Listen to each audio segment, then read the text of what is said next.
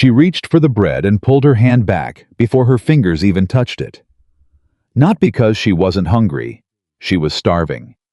But 11 years of living in that house had taught Amelia Whitaker one unbreakable rule. You do not take what has not been offered to you. Even if your plate has been empty all night. Even if everyone else at the table is eating. Even if no one remembers you are sitting there at all. If this story already has your heart aching, please subscribe to our channel and follow Amelia's journey all the way to the end, and drop a comment telling us what city you're watching from. I want to see how far this story has traveled. Kentucky. Summer 1817. The Whitmore dining hall was loud that evening. 20 guests. Crystal glasses. The smell of roasted meat and fresh bread drifting thick through the air. Voices overlapping. Silver forks scraping expensive china. The kind of noise that only came when people were comfortable, when they felt they belonged exactly where they were sitting. Amelia Rose Whitaker did not belong. She had never belonged. Not in 11 years. She sat at the far end of the long table, her back straight, her hands folded in her lap, her plate still empty. Around her servants moved from guest to guest, refilling glasses, loading plates with turkey and roasted potatoes and fresh rolls still steaming from the kitchen. They moved around Amelia the way water moves around a stone automatically without thought, without stopping. She had learned not to flag them down. The first time she had tried, she was 13 years old, 3 weeks after her father's funeral, still raw with grief and confused about why nobody seemed to notice she hadn't eaten since morning. She had lifted her hand toward a passing servant, and Charles Whitmore, her uncle, her guardian. The man her father had trusted with her life had looked at her across the table with an expression so flat and cold, it had stopped her arm mid-air. "We do not make demands in this household," he had said, quietly, pleasantly, in the exact tone a man uses when he wants to humiliate someone without raising his voice. The table had gone silent for exactly 3 seconds. Then conversation resumed, and Amelia had lowered her hand, and nobody spoke of it again. That was 11 years ago. She had not reached for anything uninvited since. Tonight was the governor's summer reception, or what Charles Whitmore chose to call it, since he had positioned himself as a man of considerable political ambition, and enjoyed hosting gatherings that allowed him to perform generosity in front of people who mattered. The guest list included merchants, landowners, county officials, and their wives. There were flowers on the table that cost more than what the household servants earned in a month. And at the far end, in a dress that had been mended so many times, the original color was a memory, sat Amelia. She wasn't invisible by accident. She was invisible by design. Nathaniel Brooks Caldwell arrived 40 minutes late. He did not apologize for it. He walked through the front door of Whitmore Estate, the way a man walks into a room he already owns. Owns not arrogantly exactly, but with the particular certainty of someone who has never needed to perform confidence, because confidence had simply always been his natural state. He was 35 years old, broad-shouldered with dark eyes that moved across a room the way a surveyor's do, systematically missing nothing. He had not wanted to come tonight. His business manager, a nervous little man named Garrett, had spent 3 days convincing him that Charles Whitmore's cooperation was necessary for the land agreement Nathaniel needed to finalize before autumn. Nathaniel ran the largest estate in Kentucky. He had built it himself, or rebuilt it rather, from the wreckage his father had left behind. He had spent 15 years turning debt and shame into the kind of wealth that made men like Charles Whitmore write flattering letters requesting his attendance at dinner parties. He had learned over those 15 years to read people quickly. He read Charles Whitmore in approximately 45 seconds. Soft hands, expensive coat, a smile that moved faster than his eyes. The kind of man who was generous loudly and cruel quietly. Nathaniel had known a dozen men like him, had grown up watching his father be one. He took his assigned seat near the head of the table because Charles understood the geometry of flattery and accepted a glass of wine he did not intend to drink and began the careful, boring performance of being a wealthy man at a wealthy man's dinner. That was when he noticed the empty plate. Not immediately. It took him perhaps 10 minutes. He had been half listening to a county magistrate explain the merits of some drainage policy when his eyes drifted down the length of the table, a habit scanning cataloging, and landed on the young woman at the far end. She was sitting very still. Every other guest at the table was eating or drinking, or leaning toward someone to speak. She was simply sitting, her hands folded in her lap, her spine straight, her face arranged into an expression of careful neutrality. The kind of expression that takes years to perfect. The kind that says, I am not upset, I am not hungry, I am not here. Her plate was completely empty. Every glass around her had been filled. Every plate had been loaded. The servants had moved past her at least 3 times since Nathaniel had been watching. Not once had anyone stopped. He watched for another few minutes, telling himself it was probably a simple oversight. Someone would notice. Someone would stop. Nobody stopped. Then he watched her reach for the bread basket. It was such a small movement. Tentative. Her hand moved maybe 6 inches toward the basket at the center of the table. Not even a full reach, more like the beginning of an intention. And then Margaret Whitmore, seated 2 chairs away, turned her head.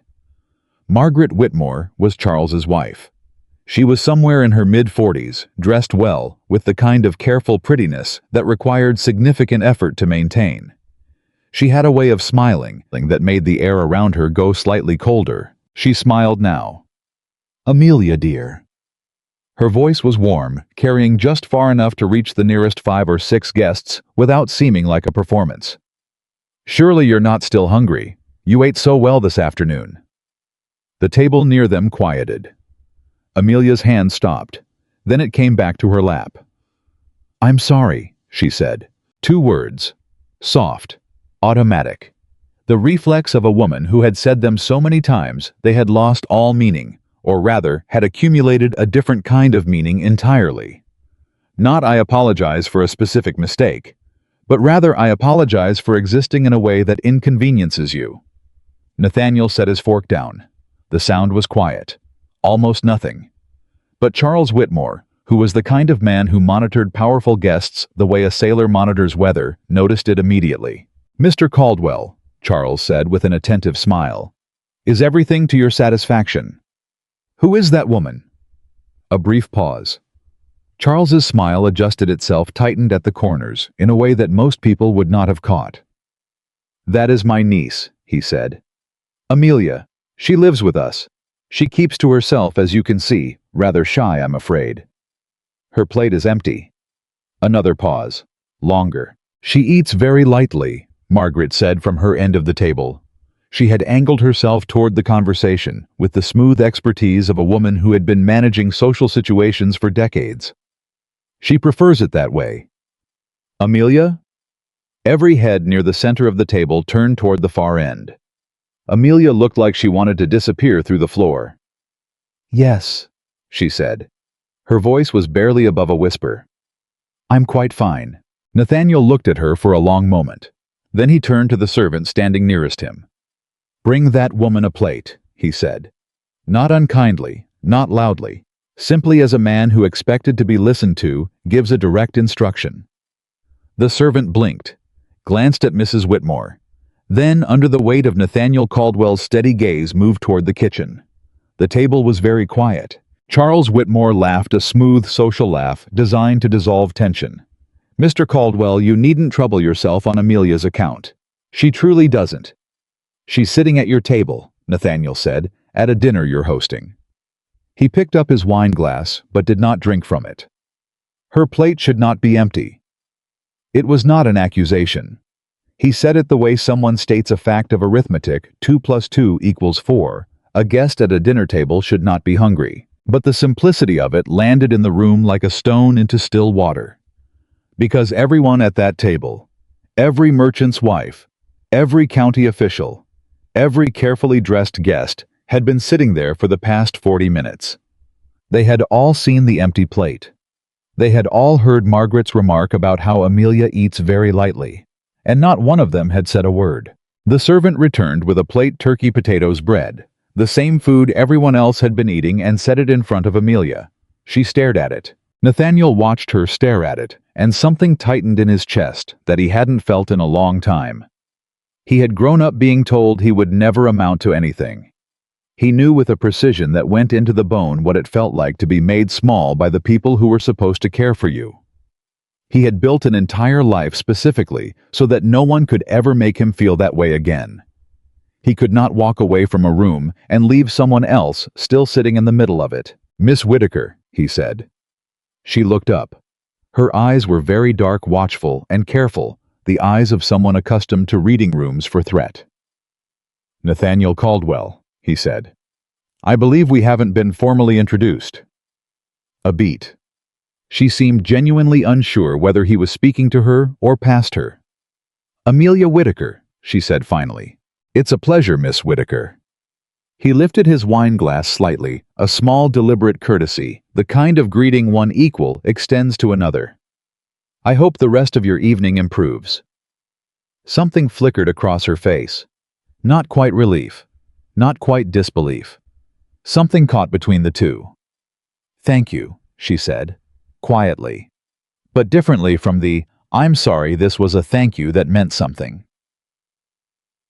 The dinner ended around 10 o'clock. Nathaniel stayed long enough to conduct the preliminary discussion with Charles that Garrett had been insisting upon, signed nothing, committed to nothing, and accepted the invitation to return the following week for a more formal review of the land terms. He had no particular interest in the land terms. He wanted to understand what he had seen at that table. On the ride back to Caldwell Estate, with the summer night heavy and warm around him and the sound of his horse's hooves steady on the dirt road, he turned the evening over in his mind with the same methodical attention he gave to every problem that presented itself. He was not a sentimental man. He did not, as a general rule, involve himself in other people's domestic arrangements. He had learned early that the world contained a great deal of cruelty, and that a man who stopped to address every instance of it would accomplish nothing else. He had his land, his tenants, his business. 15 years of careful, deliberate work. That was where his attention belonged. But he kept returning to those two words. "I'm sorry," said by a woman apologizing for reaching toward a breadbasket at a dinner table in her uncle's house. Said as automatically and hollowly as breathing. "I'm sorry," as though she had spent 11 years apologizing for being alive. He arrived at Caldwell Estate, handed his horse to the stable hand, walked through the front door of his own house, and stood in the front hall for a moment in the dark. Then he went to his study, opened the ledger where he kept records of every business dealing he had conducted in the past decade, and wrote down the name Charles Whitmore. And beneath it, what does he have that belongs to someone else? He went back 4 days later. He brought Garrett, who spent the carriage ride preparing documents and reminding Nathaniel of relevant contractual details that Nathaniel did not listen to. He arrived at Whitmore Estate at mid-morning and was shown into the front parlor while Charles was fetched. Amelia was in the hallway when he arrived. She was carrying a stack of mending shirts and linens, a pile tall enough to obscure her face, and she very nearly walked directly into him before catching herself. The mending tilted dangerously. He reached out and steadied the top of the pile before it could fall. She looked at him over the edge of the fabric. "Mr. Caldwell." "Miss Whitaker." He looked at the mending. "Is this yours?" A brief pause. "Yes," she said. Then, apparently deciding honesty was easier than explanation, "The household mending. I manage it." He thought about this. Does the household have no servants for this work? They have other responsibilities. Which meant yes, but this work has been assigned to me. He did not say that, neither did she, but they both understood it. "Forgive me," he said instead. "I didn't mean to be in your way." Something shifted in her expression, barely perceptible, but he caught it. Because nobody in this house he suspected had ever apologized to her for being in her way. Normally, it was the other direction. "You're not," she said. "In my way." A pause. "I was simply not expecting Nathaniel." Charles Whitmore appeared at the top of the stairs, already moving with the particular energy of a man eager to control a situation. "What a pleasure. Please come into the study." Amelia stepped back against the wall, automatically precisely, the practiced step of someone who has learned to take up as little space as possible. Nathaniel followed Charles toward the study. At the doorway he paused and looked back. Amelia was already moving down the hall, the pile of mending steady in her arms, her head down. He watched her go. He came back 3 more times over the next 2 weeks. Each time he found a reason to speak with Amelia, and each time he learned a little more. It was not easy to learn anything. She had been trained thoroughly, and over years, not to share information about herself with anyone. She answered questions with the minimum number of words necessary. She deflected with polite nothing statements. She was so practiced at making herself small that even her sentences seemed apologetic, tailing off, qualifying, retreating. But Nathaniel was patient, and he was observant, and he had spent 15 years in business negotiations learning to read what people weren't saying. What Amelia Whitaker wasn't saying was considerable. He found out about the piano the second time he visited. He had arrived early deliberately and was shown to the parlor before Charles was ready to receive him. While he waited, he heard it. Coming from somewhere down the hall, music. Someone playing piano with a skill that was considerably beyond what one expected to hear in a Kentucky estate parlor on a Tuesday morning. The piece was something French complex, precise, the kind of playing that required years of serious instruction. It stopped abruptly the moment the front door had opened. When he mentioned it casually in passing to Charles, the man waved it off with the particular dismissiveness reserved for things that slightly threaten you. "Oh, that's just Amelia," Charles said. "She noodles at the piano sometimes. Nothing serious." Nothing serious. He had heard musicians in Philadelphia and New Orleans. What he had heard from that hallway was serious. He found out about the French the third time when he arrived to find Amelia reading to a group of children in the back garden, the children of the household servants. He realized perhaps 6 or 8 of them ages, ranging from 4 to 10. She was reading to them in English, but when one of the younger children grew distracted, she said something to him in French, gentle coaxing, and the child quieted and turned back to the book. He stood at the garden gate long enough to watch. She had a gift for it. That was the only word. She moved between the children with the natural ease of someone who genuinely loved the work, adjusting the book so they could see the pictures, pausing to answer questions, making her voice go different ways for different characters. The children were completely absorbed. Nobody had asked her to do this. He knew that without asking. Nobody in the Whitmore household had organized a reading lesson for servants' children on a Wednesday afternoon. This was something Amelia had simply decided to do with her own time on her own initiative for children who had nothing to offer her in return. He thought about the mending again. He thought about the empty plate. He thought about what kind of woman spent 11 years being made invisible and still chose quietly and without credit to give something to people who needed it. He went back 4 days later with a specific set of questions for Garrett. It took Garrett 3 weeks to find what Nathaniel was looking for. The answer arrived in a sealed envelope on a Saturday morning, and Nathaniel read it twice very carefully at his desk before setting it down. Edwin Whitaker. Amelia's father had been a man of modest but real property. He had owned a house, some acreage, and a small investment in a trading company that had done well enough in the years before his death. At the time of his death in 1806, he had named his brother-in-law Charles Whitmore as guardian to his daughter and trustee of her inheritance until she turned 21. Amelia was now 24, which meant the trust had expired 3 years ago, which meant Amelia should have received her inheritance, the house, the acreage, the investment proceeds accumulated over 8 years, 3 years ago. She had received nothing. Nathaniel sat at his desk for a long time. Then he called Garrett into the study. "I need you to find me a solicitor," he said. "One who specializes in guardianship law and trust estates, not local. Someone from Louisville or Lexington." Garrett looked at him carefully. "This is about the Whitmore girl." "This is about a matter of law," Nathaniel said, "which happens to involve Miss Whitaker." Garrett nodded slowly. He had worked for Nathaniel for 8 years. He understood better than most that when Nathaniel decided something, the decision was already made. The discussion was simply a formality. "I'll write to Lexington," he said. "I know a man named Harker. He's thorough." "Good." Nathaniel picked up his pen. "And Garrett, this stays between us until I know more." "Yes, sir." Garrett left. Nathaniel sat alone in the study, looking at the documents spread across his desk. 11 years of records. A trust that should have been released 3 years ago. A girl who reached for a breadbasket and apologized for it. He thought about the first time his father had looked at him across a room and told him loudly and publicly that he was a disappointment. He had been 9 years old. He had spent the next 26 years making sure no one would ever look at him that way again. He understood with the kind of understanding that lived in the body rather than the mind. What it cost a person to grow up being told they were too much and not enough simultaneously. What it did to the way you held your shoulders. The way you said "I'm sorry" instead of "that was wrong." The way you learned to take up less and less space until you were barely there at all. I was not a man who acted on sentiment. But some things were not about sentiment. Some things were simply about what was right. I went back to Whitmore Estate the following Tuesday.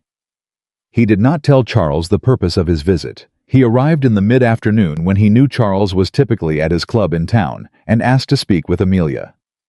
The butler, a thin, older man named Sims, who had the permanently anxious look of a household employee who had survived multiple regimes through careful invisibility, looked at him with barely concealed alarm. "Miss Whitaker, sir," as though he had asked to speak with the wallpaper.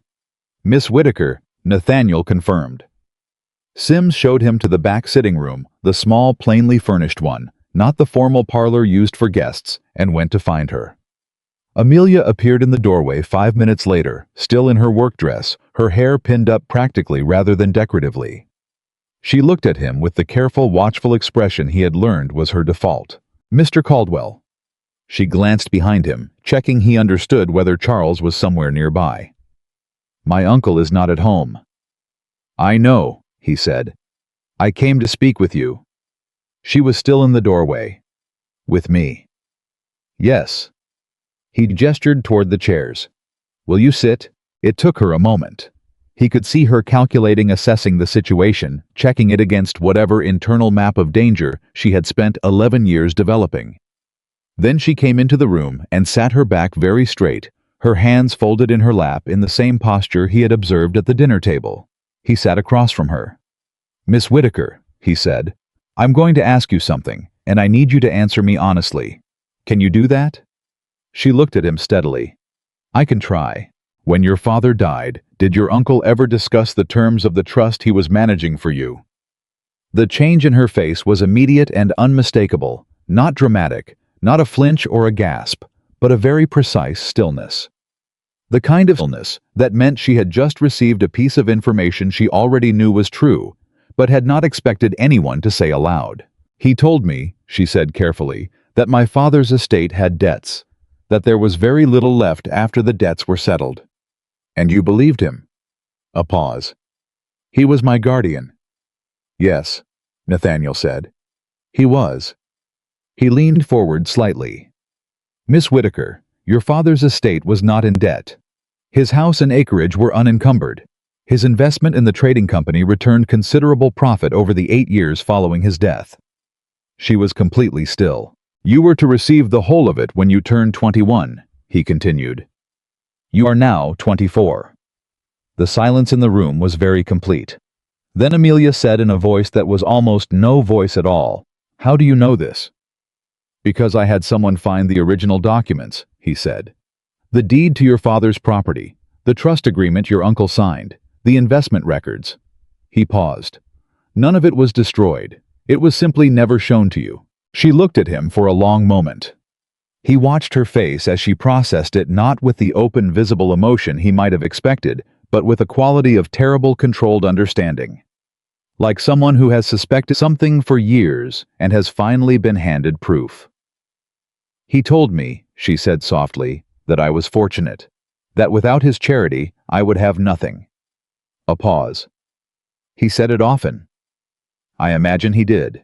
He said my father was careless with money, that the debts were that it was—" She stopped. Something moved behind her eyes. "I believed him. For 11 years I believed him." "Because he was the only one telling you anything," Nathaniel said. "And because you were 13 years old when he started." She looked down at her hands. "What do I do?" she said. So quietly, it was almost not a question. "You let me help you," he said, "if you want to. I've already spoken to a solicitor in Lexington, a man named Harker. He's reviewed what we have. He believes you have clear legal standing." She looked up. Why? Why does he believe that? Or why would you let me help? Why would you help? She said it without interrogation in her voice, flatly genuinely, as though the concept required explanation. He considered the question honestly. Because what's been done to you is wrong, he said, and because I have the means to address it. He met her eyes steadily. And because I sat at that table and watched you pull your hand back from the breadbasket, and I have been thinking about it every day since. Amelia looked at him. He did not look away. After a long moment, something shifted in her face slowly, like ice beginning to move in a river. The solicitor, she said. What would he need from me? Your account of the past 11 years, Nathaniel said. Whatever you remember of what your father owned. Any letters, any documents your uncle may have left where you could access them. He paused. And your willingness to stand behind the claim if it comes to a hearing. She was quiet for a moment. It would come to a hearing. Possibly. Likely if Charles contests it, which he will. Her jaw tightened slightly. He will be very angry. Yes. He will. She stopped. Started again. He will find ways to make it difficult. He will try, Nathaniel said simply. I expect that. Harker expects it. It doesn't change the law. She looked at her hands again. He let her think. Outside, a bird was making a loud, repetitive noise in the back garden. Somewhere deeper in the house, someone was moving a servant crossing between rooms. Then, Amelia Rose Whitaker, who had spent 11 years learning to take up as little space as possible, lifted her chin and looked directly at Nathaniel Caldwell. All right, she said. 2 words. Quiet. But so completely different in weight and meaning from, I'm sorry that they might have been from a different language entirely. All right, she said again, and this time it sounded like something beginning. Amelia did not sleep that night. She lay in the narrow bed, in her narrow room. The smallest room in the house, the one above the kitchen that caught all the heat in summer and all the cold in winter, and she stared at the ceiling, and she thought about what Nathaniel Caldwell had said. Your father's estate was not in debt. She turned the sentence over and over in her mind, the way you turn a stone over to see what lives beneath it.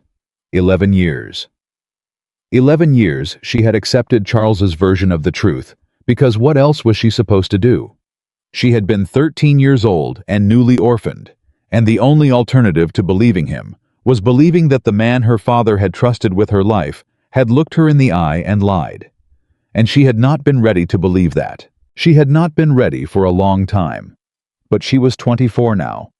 And Nathaniel Caldwell, a man with no reason to fabricate anything, a man who owed her nothing, who had arrived at a dinner party for business purposes and walked away with a solicitor in Lexington, had told her that the documents existed, that the proof existed, that everything Charles had told her was a deliberate, sustained construction designed to keep her dependent, grateful, and silent. She pressed her hands flat against the mattress. She was not going to cry. She had learned a long time ago that crying in this house cost more than it relieved. Margaret had a way of finding out and a way of using it. So Amelia lay still and breathed carefully and let the anger move through her slowly, like water finding its level. Because what she felt now was not just grief. It was fury. Quiet, controlled, and 11 years in the making. She found the first document 3 days later. She had not gone looking. Immediately caution was as deep in her as breathing, and she understood that anything that looked like searching would draw attention. She went about her ordinary days, the mending the children's reading lessons in the garden, the careful invisibility of mealtimes. She helped cook with the preserves on Wednesday. She assisted Margaret's lady's maid with the pressing on Thursday, because the girl had hurt her wrist, and Margaret had simply looked at Amelia and said without asking, "You'll manage it." She managed it. She always managed it. But on Friday afternoon, when Charles was at the club and Margaret was visiting a neighbor, and Clara was upstairs resting from the exhausting effort of being. Amelia went to the study. She had been in the study perhaps 4 times in 11 years. It was Charles's domain, the room where he conducted business, met with his associates, managed what he called the estate affairs. She had never been invited. The door was generally kept locked. It was not locked today. She pushed it open and stood in the doorway for a moment, listening to the house. Nothing. The only sounds were distant kitchen noise and someone sweeping in the back hallway. She went in. She was not sure what she was looking for. Exactly. Nathaniel had mentioned deeds and trust documents and investment records, things she had never seen and wouldn't necessarily recognize on sight. But she knew Charles's organizational habits, the way all controlling men organize everything that matters in one place. Everything that incriminates clearly labeled and filed, because the man who does the hiding cannot imagine being caught. She found the locked drawer in the lower left cabinet in 12 minutes. She could not open it. The key was not in the room, but the locked drawer itself was information. She looked at it for a moment, then straightened up, smoothed her dress, and walked out of the study as quietly as she had entered. She made sure the door was precisely as she had found it. She went back to the kitchen and helped cook with the afternoon bread. Her hands were perfectly steady. She told Nathaniel at his next visit. He came on Monday mid-morning again when Charles was away. She had begun to understand that this was not accidental, that Nathaniel timed his arrivals the way a man times a business negotiation, with full awareness of what variables he was managing. Sims showed him to the back sitting room. He arrived to find her already there, seated, hands in her lap, watching the door. "The lower left cabinet in the study," she said before he had fully sat down. "There's a locked drawer. I couldn't open it, but I think that's where he keeps the papers." Nathaniel looked at her steadily. "You went into the study?" "Yes." "Alone?" "He wasn't home." He was quiet for a moment. She could not fully read his expression. It was somewhere between impressed and concerned, and she wasn't sure which unsettled her more. "Harker is coming to Lexington next week," he said. "He wants to begin compiling the formal record." He paused. "What you found may matter. If we can establish that the documents exist within this house, that they've been deliberately withheld, it strengthens the argument considerably." "How do we establish that without access to them?" "We may not need them directly," Nathaniel said. "Harker believes the original trust filing would have been registered with the county clerk. Public record. If Charles never legally amended or dissolved the trust, the original terms are still binding and provable." Amelia absorbed this. "Then why hasn't anyone? Why hasn't the clerk's office?" "Because no one asked," he said simply. "And because the person it affected most was a young woman with no legal standing of her own, and no one to advocate for her." The bluntness of it landed hard. She had known it in the abstract way you know things you've never put words to, but hearing it said directly, matter-of-factly, without apology or softening it, was different from knowing it. "No one to advocate for her," she repeated. "Until now," he said, just as matter-of-factly. She looked at him. He was watching her with those dark, steady eyes that she had noticed on the first night, the surveyor's eyes that missed nothing. "Mr. Caldwell," she said carefully, "I need to ask you something." "Go ahead." "What does Charles know about you, about what you're doing?" He considered the question. "He knows I'm interested in a land agreement. He knows I've been visiting. He likely suspects I have some interest in you personally. Men like Charles always imagine their nieces are a currency to be spent." His expression didn't change. "He does not know about Harker. He does not know I've accessed the clerk's office records. And when he finds out, he will find out eventually. That's unavoidable. He'll be—" She stopped, chose the word precisely. "He'll be dangerous." "Yes," Nathaniel said. "I expect so." He leaned forward slightly, his elbows on his knees. "Miss Whitaker, I need you to understand what this process will likely involve. It will not be quiet. It will not be comfortable. If this comes to a hearing, and I believe it will, Charles will argue against your credibility, your memory, your character. He'll say you were provided for generously and are now making false claims out of ingratitude." She held his gaze. "I know. He has friends in the county, men who owe him favors, men who will—" "Mr. Caldwell." Her voice was quiet but direct. "I know all of this. I have lived in this house for 11 years. I know exactly what Charles is capable of, and exactly who his friends are, and exactly what he will say about me if given the opportunity." A pause. "I am not asking you to tell me it will be easy. I'm asking you whether the law is on my side. A beat of silence. Something shifted in Nathaniel's face, not softening exactly, more like adjustment. The way a man recalibrates when someone surprises him. "Yes," he said. "The law is on your side." "Then I want to proceed," she said. She was in the garden the following Thursday when Clara came to find her. Clara Whitmore was 22 years younger than Amelia, and had been raised in the particular way of second daughters who know they are their mother's favorite, with the confidence of someone who has never been denied anything significant and therefore interprets every denial as a personal affront. She was not unintelligent. She was simply accustomed to being the most important person in every room she entered. She had never liked Amelia. She stopped at the garden gate and watched Amelia finish directing the children through their reading. There were 7 of them today, arranged in a rough semicircle on the grass, following along in a primer that Amelia had ordered with her own money and cook's assistance through a bookseller in town, who had never met either of them and therefore had no reason to tell Charles. "Mother wants you," Clara said, not unkindly, simply with the automatic authority of someone who had never questioned her right to summon. Amelia said something quiet to the children. "Keep on the next page. I'll be back shortly," and stood and brushed off her skirt and followed Clara back into the house. Margaret was in the front parlor. She was seated at the writing desk, but she wasn't writing. She was waiting. Her hands folded in her lap, her back straight, her expression arranged into the particular configuration she wore when she wanted to appear calm, and was not. "Close the door," she said. Amelia closed the door. She did not sit. She had not been invited to sit. "I understand," Margaret said, "that Mr. Caldwell has been coming here to see you." Amelia kept her face very still. "He comes on business with Uncle Charles." "Don't." Margaret's voice was soft, softer than usual, which was more frightening, Amelia had learned, than when she raised it.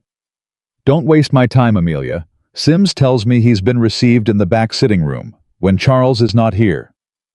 A beat. "We've spoken," Amelia said carefully. "He was kind enough." "Men like Nathaniel Caldwell are not kind," Margaret said. "They are purposeful. When a man like that takes an interest in a girl like you, it is not kindness, it is calculation." She paused. "I need you to understand something. This family has given you a home for 11 years. We have fed you and clothed you and provided for you when we had no obligation to do so. Your father's estate was gone," Amelia said. "I know, you've told me." "Yes, and it was." "Then you have nothing to worry about," Amelia said. The silence that followed was very precise. Margaret looked at her, really looked at her with those sharp, assessing eyes that had been measuring Amelia's threat level for 11 years, and apparently finding it consistently low. Amelia wondered for the first time what she saw now. "Whatever Caldwell has told you," Margaret said, "I want you to remember that you have no money. You have no property. You have no family but us. If you make an enemy of this household, you will have nothing." "You may be right," Amelia said. She curtsied a small practiced gesture, exactly as she had always done it, and left the room. In the hallway with the door closed behind her, she stood for a moment and breathed. Her hands were not steady this time. But she did not turn around. "Doh!" She sent a note to Nathaniel that afternoon. It was the first time she had written to him directly. She had been cautious about any paper trail, any evidence of communication that could be found and used against her. But the conversation with Margaret had changed the timing. If Charles didn't already know what Nathaniel was doing, he would soon. And Amelia was not going to wait for that discovery to happen without warning. She gave the note to a boy from the village who sometimes ran errands for Cook. She paid him from the small amount of household money. She managed spending it on this, without a trace of guilt, which surprised her slightly. "Mrs. Whitmore knows of your visits. Mr. Whitmore will know soon. I believe we have less time than anticipated. A.W." Nathaniel's response arrived the next morning. "Harker arrives Thursday. Meet me at the old mill on Crawford Road at noon. Tell no one. N.C." She had not left the Whitmore property without permission in 4 years. The last time she had gone into town to purchase thread with Margaret's explicit instruction and a specific list and a specific amount of money and a specific time, she was expected to return. She had been 17 minutes late. The bookseller had delayed her, and Charles had looked at her across the dinner table that evening with an expression so cold and deliberate that she had not requested permission to go into town again. She told Cook she had a headache and was going to walk to the stream for some air. Cook, a wide, plain-spoken woman named Agnes, who had worked in this house for 20 years and had her own precise understanding of what went on within its walls, looked at Amelia for a long moment without expression. "That stream's a fair walk," she said finally. "I know," Amelia said. Another pause. "Mind your back before the family sits for dinner," Agnes said, and turned back to her work. Amelia walked out the back door. The old mill on Crawford Road was about 2 miles east. She knew it, had known the road since childhood, had ridden it with her father before he died. She walked fast, keeping to the tree line where the road curved, watching for anyone she recognized. She arrived first.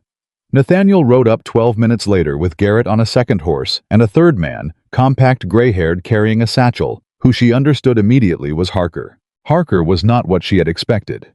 He was perhaps 60, with a dry, precise manner, and the slightly skeptical expression of a man who had been doing legal work long enough to have seen every variation of human dishonesty. He shook her hand without condescension, which she noted. "Miss Whitaker," he said. "Nathaniel has explained the general situation. I'd like to hear your account directly if you don't mind, in your own words." She told him, all of it. Starting from the day her father died, the day Charles had sat her down in the study, she now knew held hidden documents, and told her a 13-year-old's inheritance had vanished into debt. The years of diminishing, not dramatic, cruelty. She was careful to be accurate. Not beatings or overt abuse, but the systematic erosion of personhood. The piano lesson stopped because we simply cannot justify the expense. The correspondence with her father's friends discontinued because those connections would not be appropriate for your station. The household work assigned incrementally until it filled her days, until she had become by degrees so gradual she hadn't fully noticed a servant in everything but name. Harker listened without interrupting. Nathaniel stood a few feet away, watching her, not the solicitor. When she finished, Harker was quiet for a moment. "The trust document," he said. "You've never seen it?" "Never." "And your father's will, were you present for the reading?" "I was told there was nothing meaningful in it, that Charles would explain everything." "You were not shown the will itself?" "No." Harker looked at Nathaniel. Something passed between them, a quick professional exchange of significance. "I have the clerk's records," Harker said, turning back to Amelia. "The trust was filed in December of 1806. It specifies the full transfer of Edwin Whitaker's estate to his daughter Amelia Rose Whitaker, upon her reaching the age of 21, or upon her marriage. Whichever occurred first, administered in the interim by Charles Whitmore as trustee." He paused. "The trust was never formally dissolved. There is no record of distribution, no record of the debt your uncle described." Amelia felt the ground shift slightly beneath her feet. Not metaphorically. She actually felt it, a physical thing, a sensation in her legs, as though gravity had changed its mind about direction. "He kept it," she said. "All of it." "The property would have to be assessed," Harker said carefully. "The investment returns over 8 years the value of the original acreage and house. We're working to establish precise figures. But yes, based on what we have, the estate was not depleted, it was retained." She was quiet for a moment. "What do I do?" she said. "At present." Harker said, "Nothing that attracts attention. We need to build the record carefully before we move. Once we file, Charles will have legal notice and the opportunity to respond. At that point, the situation will change quickly." "How long?" she asked. "Before you file?" Harker glanced at Nathaniel. 2 weeks, Nathaniel said. "Perhaps 3. She absorbed this. 2 or 3 weeks of ordinary days in that house. Mending, reading lessons, dinners where she sat quietly and took up as little space as possible, while the people across the table ate food purchased with money that was legally hers." "All right," she said. She walked back to Whitmore Estate the same way she had come, keeping to the tree line, watching the road. She arrived with 40 minutes to spare before dinner. She sat in the garden for a while alone, with the late afternoon pressing warm and heavy around her. She thought about her father. Edwin Whitaker had been a quiet man. Not cold, never cold, but reserved in the way of men who feel things deeply and express them carefully. He had read to her every night until she was old enough to read herself. He had taught her to identify trees by their bark and stars by their position. He had taken her seriously, even when she was very small, answered her questions with full answers, respected her opinions in the particular way a man respects his child's mind when he believes in it. He had trusted Charles with her life. He had been wrong, and he had never had the chance to know it. Amelia pressed her hands together in her lap. She thought about the trust document filed December 1806, specifying full transfer of Edwin Whitaker's estate to his daughter. Her father's last act of provision. His final statement, "She matters. She deserves to have something. She is not nothing." Charles had taken that statement and locked it in a drawer. For 11 years. She sat with that until the dinner bell rang. The days that followed required a performance she had not fully understood she was capable of. She was by necessity ordinary. She did the mending. She read to the children. She sat at the dinner table and was quiet and helpful and appropriately diminished. She said, "I'm sorry," when Margaret made cutting remarks, and of course when Charles assigned her additional work, and thank you when Clara, in a fit of sisterly generosity, gifted her a dress that was 2 years out of fashion and a size too large. But something was different inside her now. She was watching. She paid attention to things she had always noticed, but never filed systematically. The conversations Charles had in his study that carried through the wall to the linen closet adjacent. The correspondence he received and his expressions when reading it. Satisfaction, irritation, occasional alarm. The way Margaret watched Nathaniel's scheduled visits with increasing sharpness. The way she directed Clara to be present in the parlor when he arrived wearing her best dress positioned advantageously. Clara had been told something Amelia understood. Not everything. Clara was not discreet enough to be trusted with everything but something. She was being used as a countermove. What Charles and Margaret had not considered was that Nathaniel Caldwell was not a man who could be countermoved by a pretty girl in a good dress. Amelia had worked this out over the course of her recent conversations with him. He was polite to unfailingly correctly. Polite, the kind of polite that meant nothing. His eyes did not track Clara the way a man's eyes track a woman he finds interesting. He spoke to Clara the way he spoke to the furniture, adequately without investment. He spoke to Amelia like she was the only person in the room worth listening to. She had not had that experience very often. She admitted to herself alone in her room above the kitchen one night, with the summer dark pressing against the window, not entirely sure how to hold it. The second week, something unexpected happened. She was crossing the main hallway on a Wednesday morning when she heard Charles's voice from the study, louder than usual, which meant he was not attempting concealment. "He's not interested in the land agreement," Charles said. "He's never been interested in the land agreement." "Then what does he want?" That was a voice Amelia didn't recognize, a guest, someone Charles had received this morning. "God knows," Charles said. "But he's been in this house 6 times in the past 3 weeks, and half those visits were when I wasn't here." "You think he's after the girl?" A pause. "I think," Charles said very precisely, "that someone has been talking to him about things that are none of his business." Amelia kept walking. She kept her footsteps exactly the same weight and pace they had always been. She went to the kitchen and asked Agnes for a cup of water. "You look pale," Agnes said, looking at her with the direct, unsentimental concern of a woman who dealt in facts. "I'm quite well," Amelia said. Agnes handed her the water and did not ask again. That evening Charles came to find her. She was in the sewing room. It was not technically a room, more a large closet with a window, working on a shirt that needed new cuffs. She heard him in the hallway before he appeared in the doorway, his footsteps deliberate. "Amelia, Uncle Charles."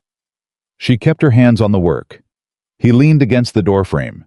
He was in a good mood. She could tell his voice had that particular lightness it carried when he had decided something and was pleased about it. which was, she had learned, more dangerous than his anger. "Nathaniel Caldwell is a remarkable man," he said conversationally. "So I understand," she said. "He's been very attentive to our household," Charles said. "Very attentive to you specifically." She kept her eyes on the cuff she was attaching. Her needle moved steadily. "He's been kind." "He has." A pause. "I've been thinking, Amelia, you're 24 now. It's time we thought seriously about your future. About a suitable match." She did not answer immediately. "If Caldwell's intentions are honorable," Charles said, as though the idea had just occurred to him, "I would not be opposed to encouraging things. He's an excellent prospect. The best in the county, honestly. You'd be well provided for." She set the shirt down and looked at him. He was watching her with that particular expression, benevolent, calculated, the expression of a man offering you exactly what he thinks you want, so that he can control what you do with it. He wanted to manage Nathaniel through her. He wanted to get ahead of whatever he suspected, to position himself as the cooperative, supportive uncle, to fold Nathaniel into the Whitmore social orbit before Nathaniel had the opportunity to do anything Charles couldn't contain. She understood all of this in approximately 4 seconds. "That's very thoughtful," she said. "I'll keep it in mind." "Of course." Charles smiled, warm, paternal. "You should think about what you want, Amelia. You deserve a future." He said it as though he had always believed it. She picked her sewing back up.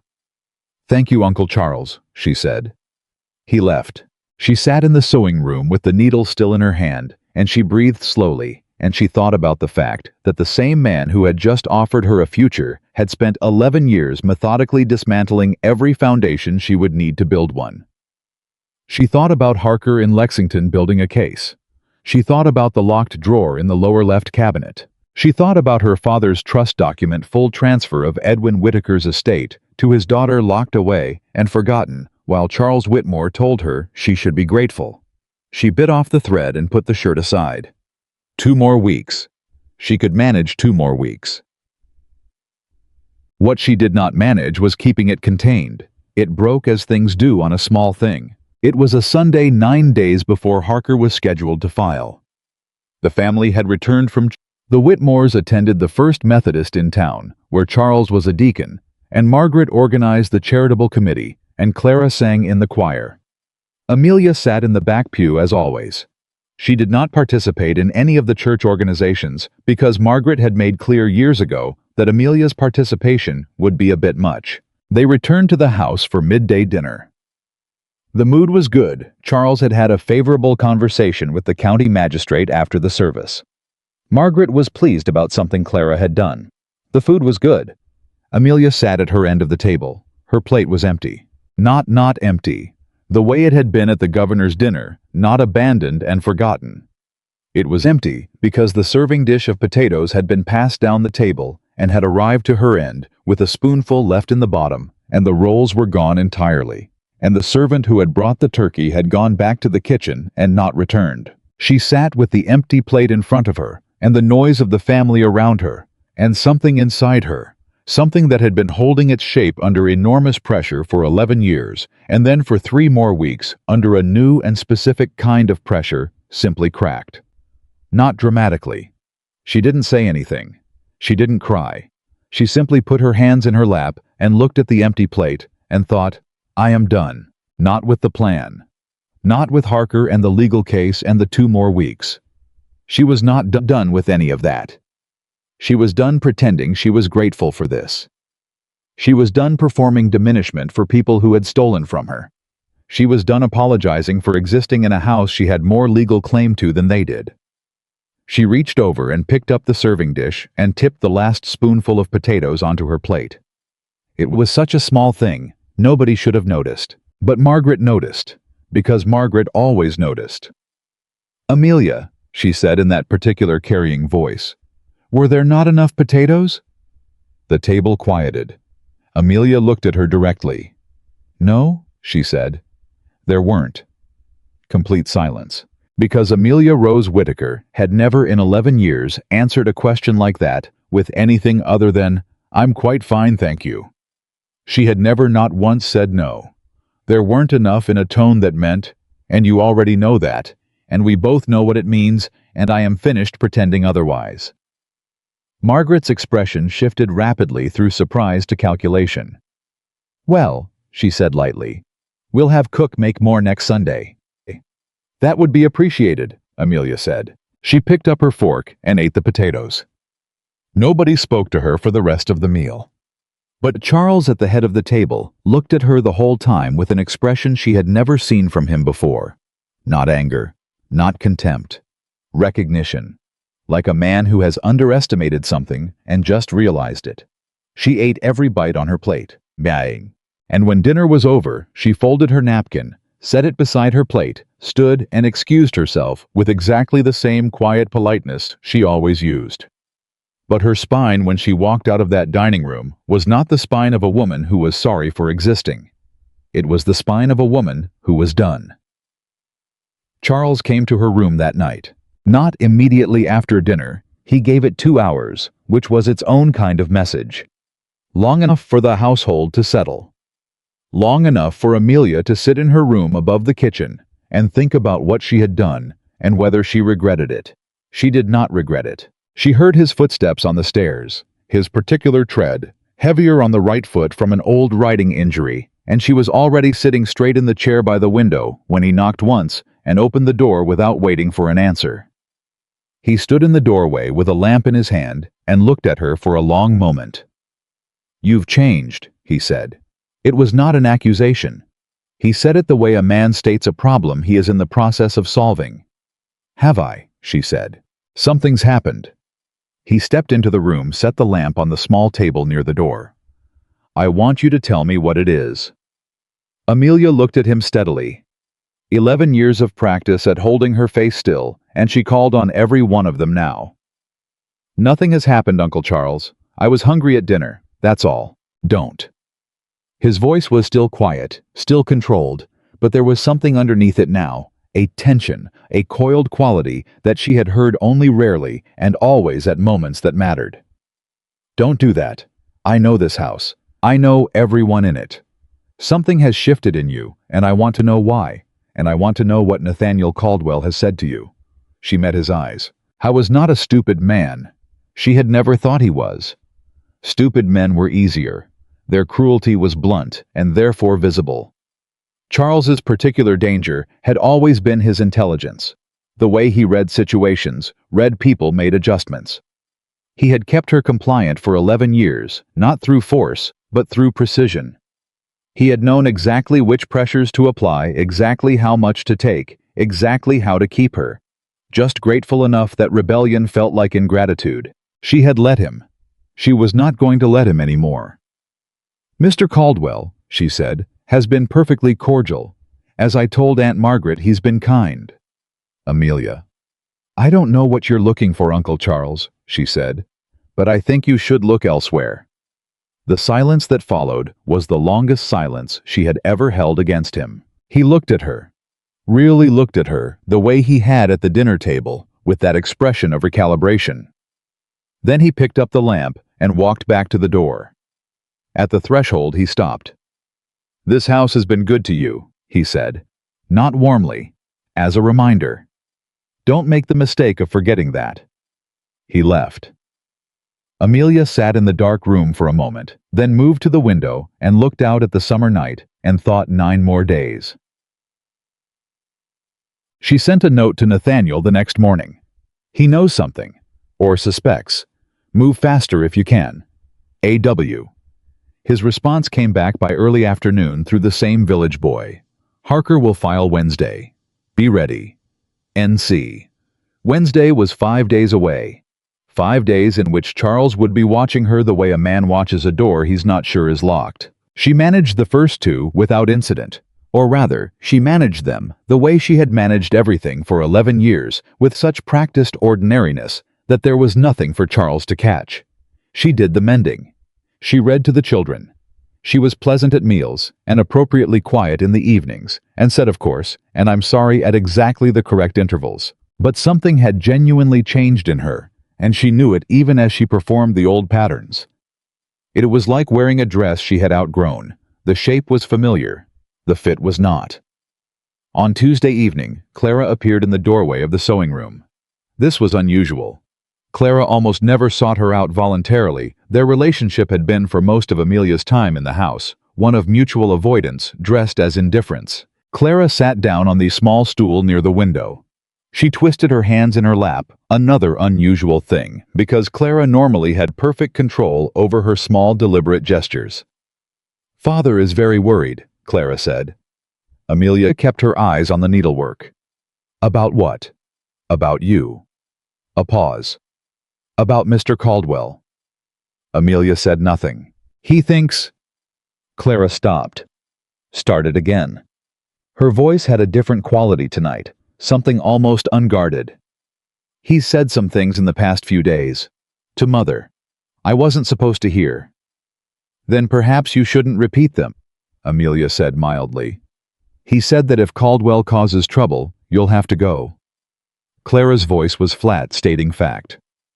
"He said he can't have you in the house if you're going to cause problems for the family." Amelia looked up. Clara was watching her with an expression she hadn't seen from her before. Not the usual complacency of a favored daughter, but something more complicated, almost uncertain. "He'd put you out," Clara said. "If it comes to that, he means it." "I know," Amelia said. "You don't seem frightened." "No," Amelia said simply. "I don't suppose I do." Clara stared at her for a long moment. Then she said very quietly, "Where did you get money for the children's primers?" The question was so unexpected that Amelia actually paused. "From the household account," she said carefully. "Small amounts, for supplies." "Mother doesn't know." "No." Clara was quiet. She looked at the floor. Something was moving behind her face that Amelia couldn't quite read. Not guilt exactly, but something adjacent to it. The particular discomfort of a person who has been comfortable a long time and has just encountered something that disrupts the comfort. "They're the servants' children," Clara said finally. "They don't need to know how to read." "Everyone needs to know how to read," Amelia said. Clara didn't answer. She stood, smoothed her dress, and walked to the door. Then she paused, and this was the strangest part of the whole encounter, and without turning around she said, "Be careful, Amelia." It was not a threat. It was not quite an apology. But it was the first genuine thing Clara Whitmore had ever said to her. Amelia sat alone in the sewing room after she left and thought about that for a long time. Harker filed on Wednesday morning.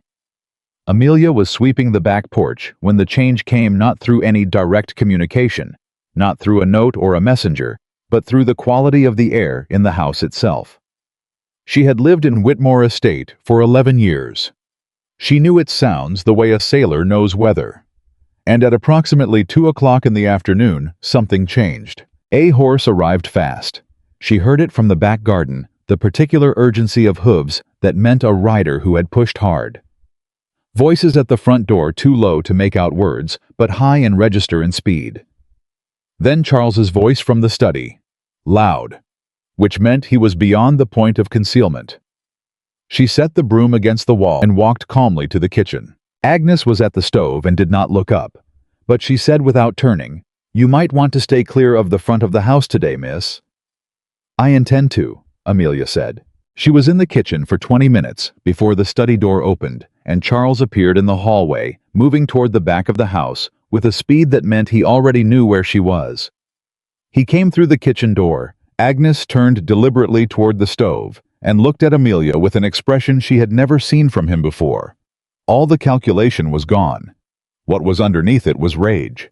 "A solicitor," he said, "in Lexington, filing papers with the county on your behalf." He said each word with a precision that came from containing something enormous. "You went to him, behind my back, in my house." "He came to me," Amelia said, which was true. "Don't." He stepped forward. Agnes turned very slightly enough to be visible. Charles stopped. He was not a man who lost control in front of servants. 20 years of social maintenance wouldn't allow it. But he was close. "Do you have any idea what you're doing? Do you have any idea what will happen when this becomes known?" "I have some idea," she said. "You'll destroy this family." His voice dropped, became pressurized, more frightening than the volume. "Everything I've built, every relationship in this county, everything, you'll tear it apart over some old document that—" "My father's document," she said. He stopped. "My father's trust," she said. "Filed December 1806, specifying full transfer to me on my 21st birthday." She held his gaze. "I'm 24, Uncle Charles." The kitchen was completely silent. Agnes did not move. Charles Whitmore looked at his niece, and for the first time in 11 years, he did not look like the man in control of the situation. He looked like a man watching a wall he built with great care beginning to crack from the foundation. "You don't know what you're talking about," he said. "There are records in Lexington," she said quietly. "Public records. I don't need the drawer in your study." That landed. She watched it land, watched his face change, the careful control, reasserting the calculation, returning. He pulled himself back together with the practiced speed of a man who had been managing his own facade for decades. "This will not go the way you think," he said. "Maybe not," she said. "But it will go." He left the kitchen. Agnes turned from the stove and looked at Amelia directly. "I've worked in this house for 20 years, she said. "I know what he keeps in that drawer." Amelia looked at her. "I clean this house," Agnes said. "Every room, every corner." She paused. "I've seen papers with your father's name on them, more than once." "Agnes." "I'm telling you," Agnes said, "because it wants telling." She turned back to the stove.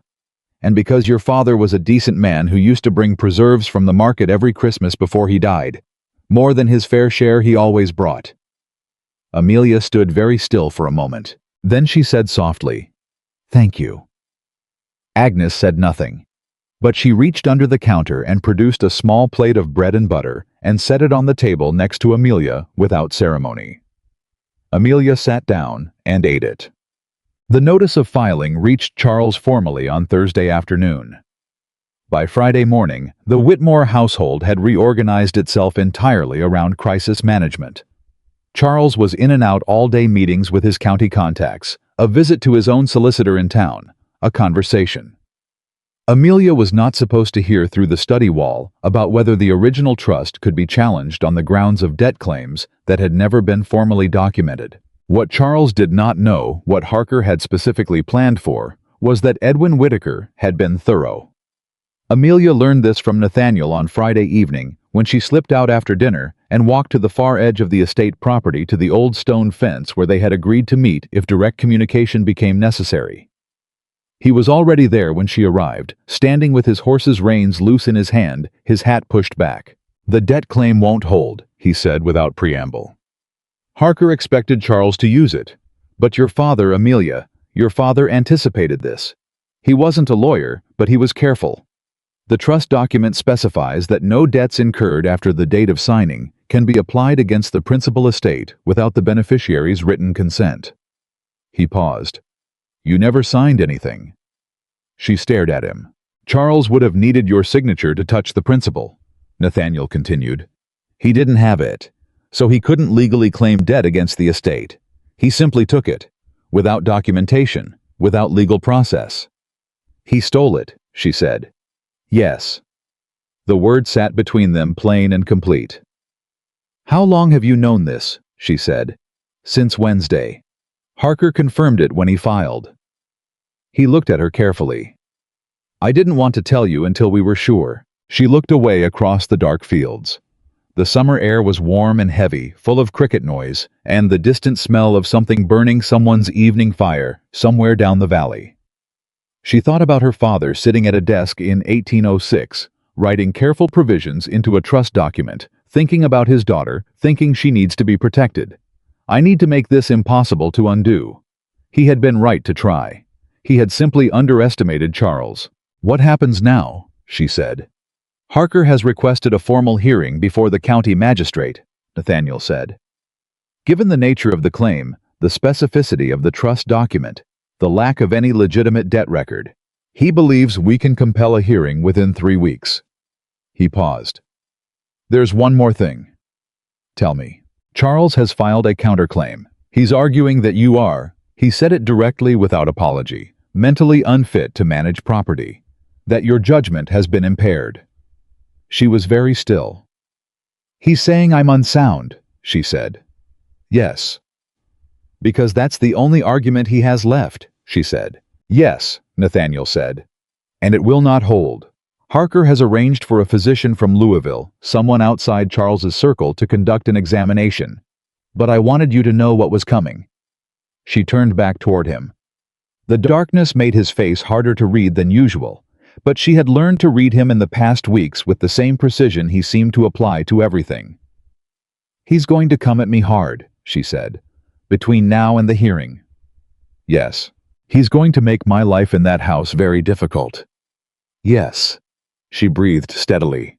Then I need to not be in that house. A beat. Harker mentioned the same thing, Nathaniel said carefully. I'm not asking you to, she started. I have a house in Lexington, he said. My business manager keeps rooms there. There are women on the staff. It would be entirely proper. He paused. If you want to leave, you have grounds. The filing gives you legal standing. You don't have to stay in that house. She was quiet for a moment. Leaving the house felt enormous. Leaving felt like the thing she had been working toward for weeks, and also like a door. She hadn't fully understood she was approaching until she was standing directly in front of it.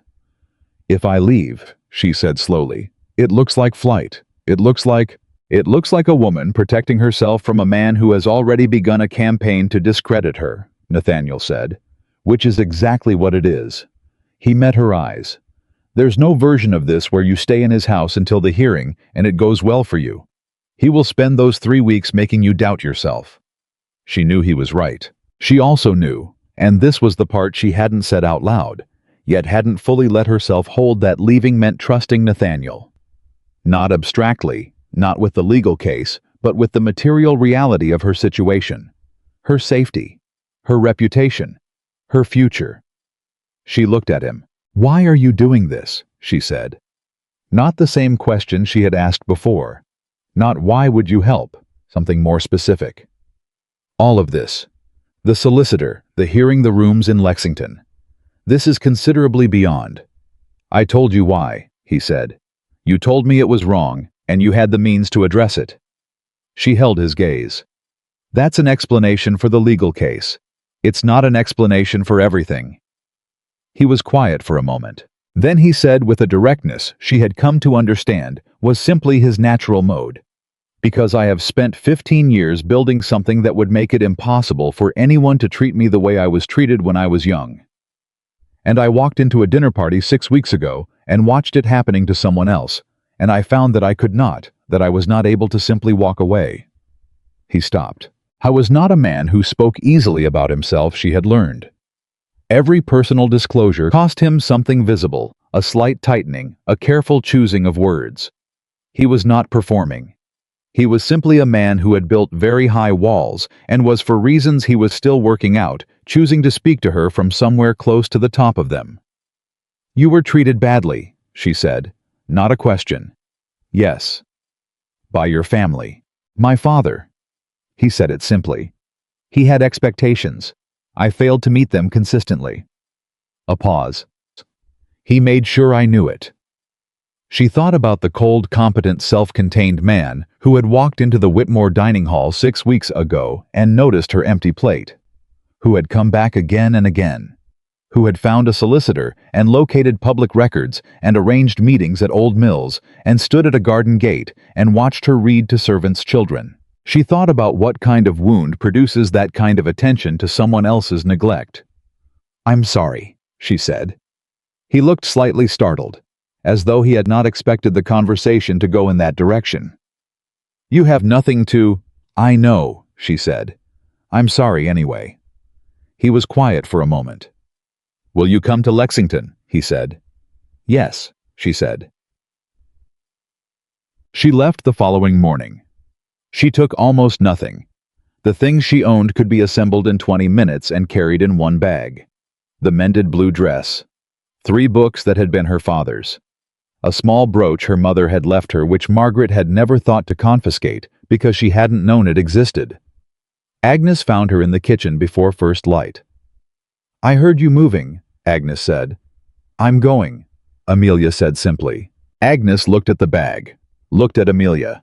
Then she went to the pantry and came back with a cloth bundle, bread, cheese, some dried fruit, and pressed it into Amelia's free hand. The children will miss their lessons, Agnes said gruffly. Tell them I'll send books, Amelia said. However it goes, I'll send books. Agnes nodded. Her face was arranged into its usual expression of practical, unsentimental fact. But she put her hand on Amelia's shoulder for a moment. Brief, solid, the touch of a woman who had known Amelia since she was 13 and grieving and new. Then she stepped back. Go on then, she said. Amelia went. Nathaniel's carriage was waiting at the end of Crawford Road, exactly where his note had said it would be. She walked the 2 miles in the early morning, her bag over her shoulder and the cloth bundle in her hand. And when she reached the carriage and the door opened and she climbed in, she did not look back. Lexington was different from anything she had known in 11 years. The house Nathaniel kept there was modest by his standards, staffed by a housekeeper named Mrs. Pryor, a compact, efficient woman in her 50s, who showed Amelia to a clean, well-furnished room without commentary or visible curiosity, which was exactly what Amelia needed. Harker came the next morning. He brought his clerk a stack of documents and a physician from Louisville named Dr. Edson, who conducted his examination with brisk competence, asked Amelia a series of questions about dates, events, legal terms, financial concepts, and then declared her in writing to be entirely sound in mind and judgment. He seemed faintly irritated at having been needed at all, as though the claim was so obviously constructed that the examination was an insult to his time. Will this be enough? Amelia asked Harker when the doctor had left. It removes the last serious argument he has, Harker said. What remains is the documentation itself. We have the trust filing the investment records, the original deed. Charles has no legitimate counter. He paused, spreading papers across the table. He will still fight it. He will appear at that hearing with every social weapon available to him. He's a county deacon, Amelia said.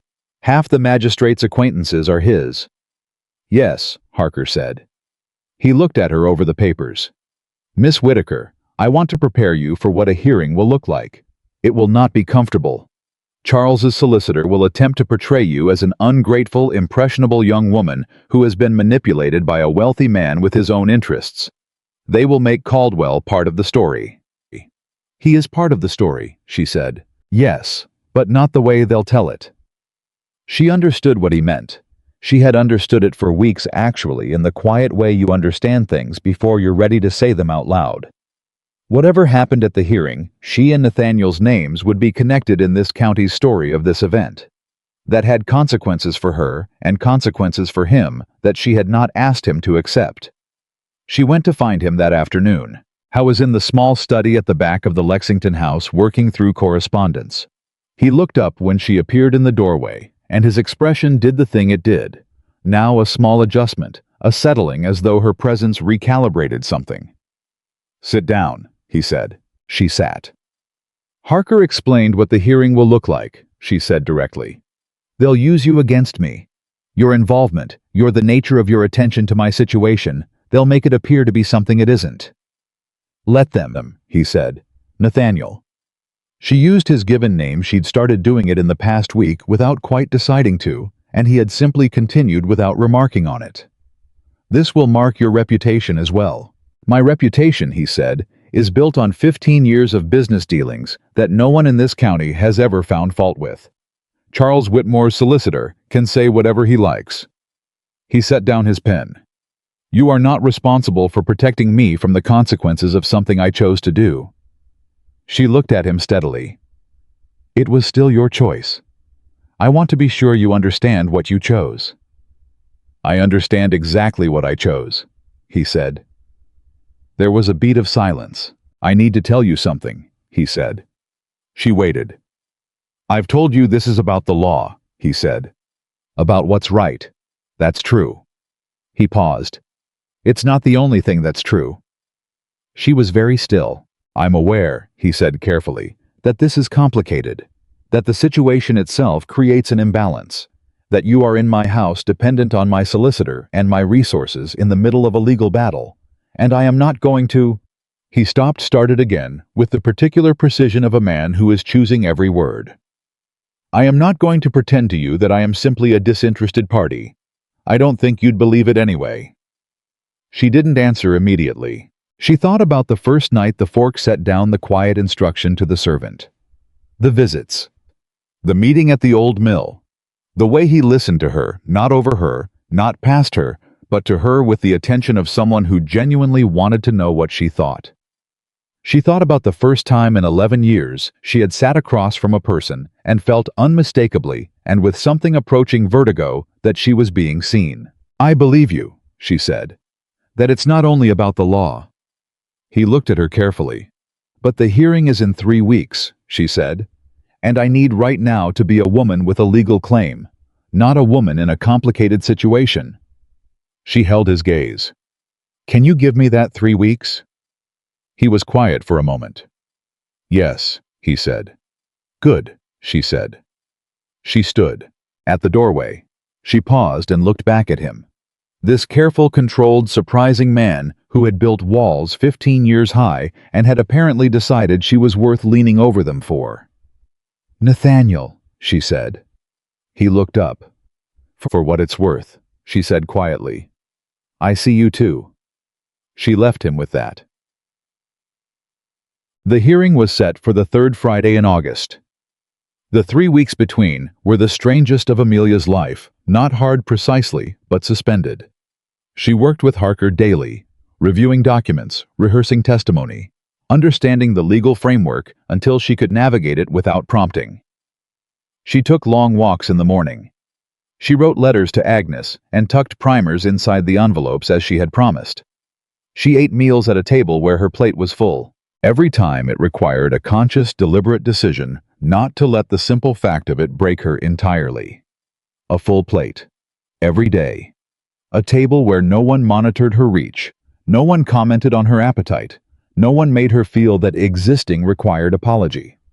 She ate slowly at first, then normally, and then. And this was the moment she marked privately as something significant. She asked Mrs. Pryor if there might be more of the apple preserves, and Mrs. Pryor said yes, without a flicker of anything, and brought them. Just that. Just yes, and more. She sat with the jar of apple preserves and thought, this is what ordinary life is supposed to feel like. The morning of the hearing arrived on a clear, hot Friday, the air already close and heavy at 7 o'clock. Amelia dressed carefully. She had a new dress. Nathaniel had arranged it quietly through Mrs. Pryor, without fanfare or discussion, not elaborate. Not the kind of dress designed to impress. Simply a well-made appropriate dress in a deep blue, the kind of dress a woman wears when she wants to be taken seriously. She looked at herself in the small mirror in her room for a moment. She had not looked at herself with any real attention in years. There hadn't been point to it. But she looked now, and what she saw was not what she had expected. Not the woman she had carried in her mind, the diminished, apologetic, invisible thing. She saw someone who looked tired in ways that would take a long time to undo. But she also saw someone who was standing straight. Someone who had walked 2 miles in the early morning with a bag over her shoulder and not looked back. Someone who was done apologizing for existing. She put on the blue dress. She pinned her hair. She picked up the leather folder Harker had given her copies of every document, every record organized and tabbed, and she went downstairs. Nathaniel was waiting in the front hall. He looked at her for a moment without speaking. Then he said, "Ready?" "Yes," she said.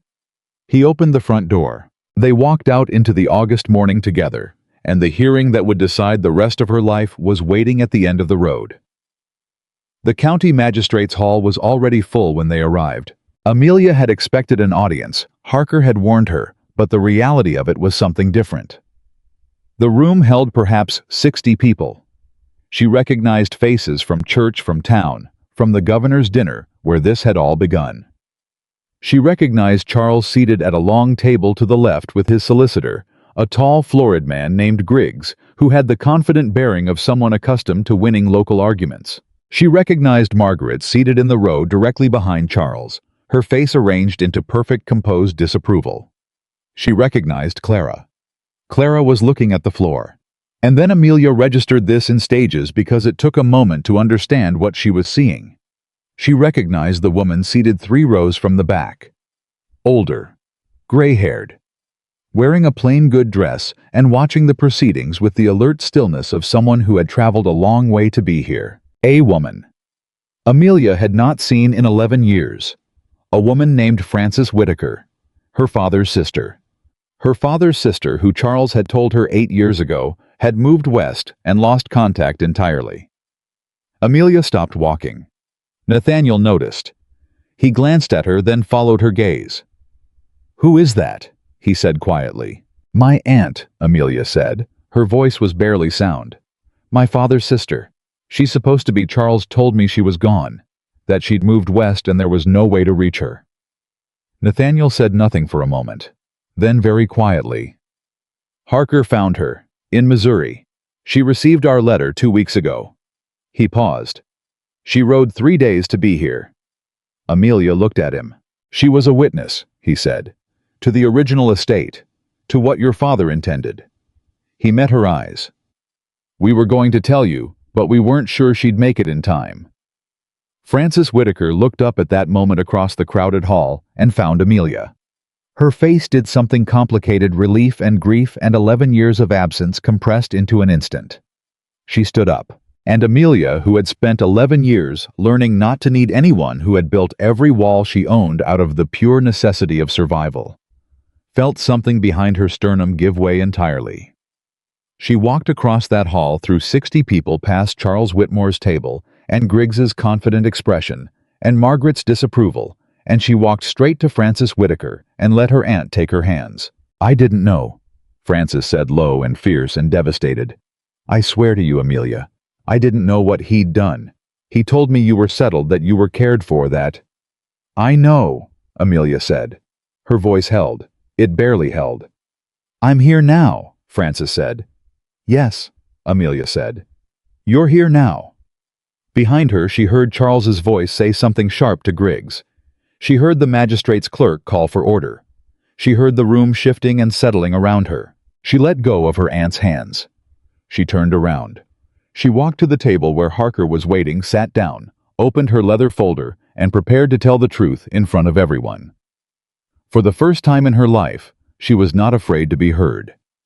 The magistrate's name was Horace Weld, and he had been handling county disputes for 22 years. I was not a man who impressed easily. He had seen inheritance fights that devolved into fistfights. He had seen widows cheated and children abandoned, and men of considerable standing lie to his face with perfect confidence. He had developed over 2 decades a particular capacity for stillness, the stillness of a man who has heard enough human noise to understand that the truth, when it finally arrives, sounds different from everything else. He called the hearing to order at 9 o'clock exactly. Griggs went first. How was good, Amelia had to grant that. He had the particular skill of a man who understood that in a county proceeding, the audience mattered as much as the magistrate. He spoke to the room, not just to Weld. He was warm, reasonable, regretful. He painted Charles Whitmore as a devoted guardian who had sacrificed 11 years of his own family's comfort to house and care for a difficult, ungrateful ward. He used the word ungrateful 4 times in the first 10 minutes. He used the word manipulation twice, both times in reference to Nathaniel, and both times with a sorrowful shake of his head, as though it pained him personally to have to say it. He never once mentioned the trust document. Harker let him finish completely. Then Harker stood up, and the difference was immediate. Where Griggs had performed, Harker simply presented. He laid the trust document on the magistrate's table. He laid the investment records beside it. He laid the county clerk's original filing stamp dated December 1806, and he explained in plain language, with no particular drama, what each document said and what collectively they proved. I was speaking for perhaps 8 minutes when Weld held up his hand.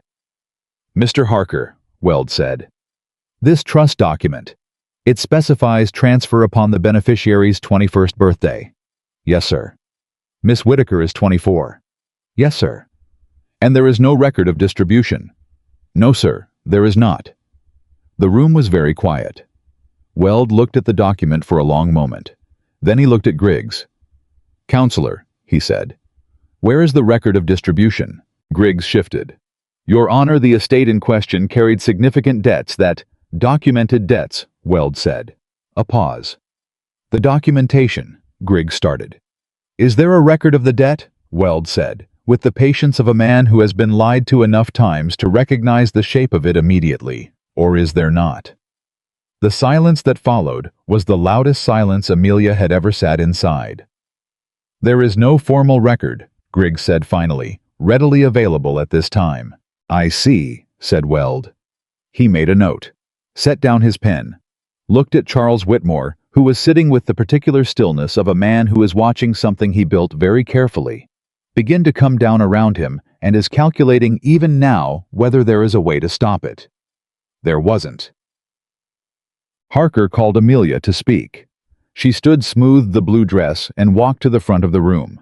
She was aware of every person in that hall, 60 pairs of eyes, Charles's rigid profile, Margaret's controlled fury, Frances in the third row from the back, with her hands folded and her chin up, and Nathaniel to the left, watching her with the steady particular attention she had come to understand was simply how he looked at her.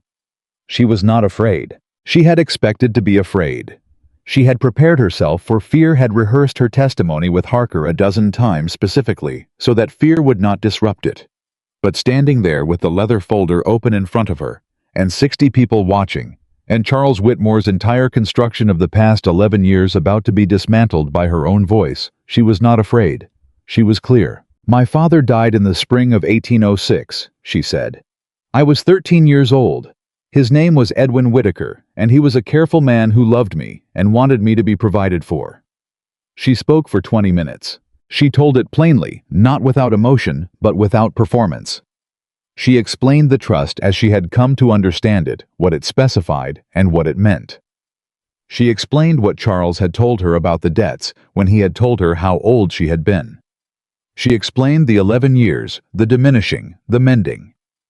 The piano lessons ended, and the correspondence discontinued, and the household work assigned by degrees until she had become a servant in everything but the word. She did not embellish. She did not need to.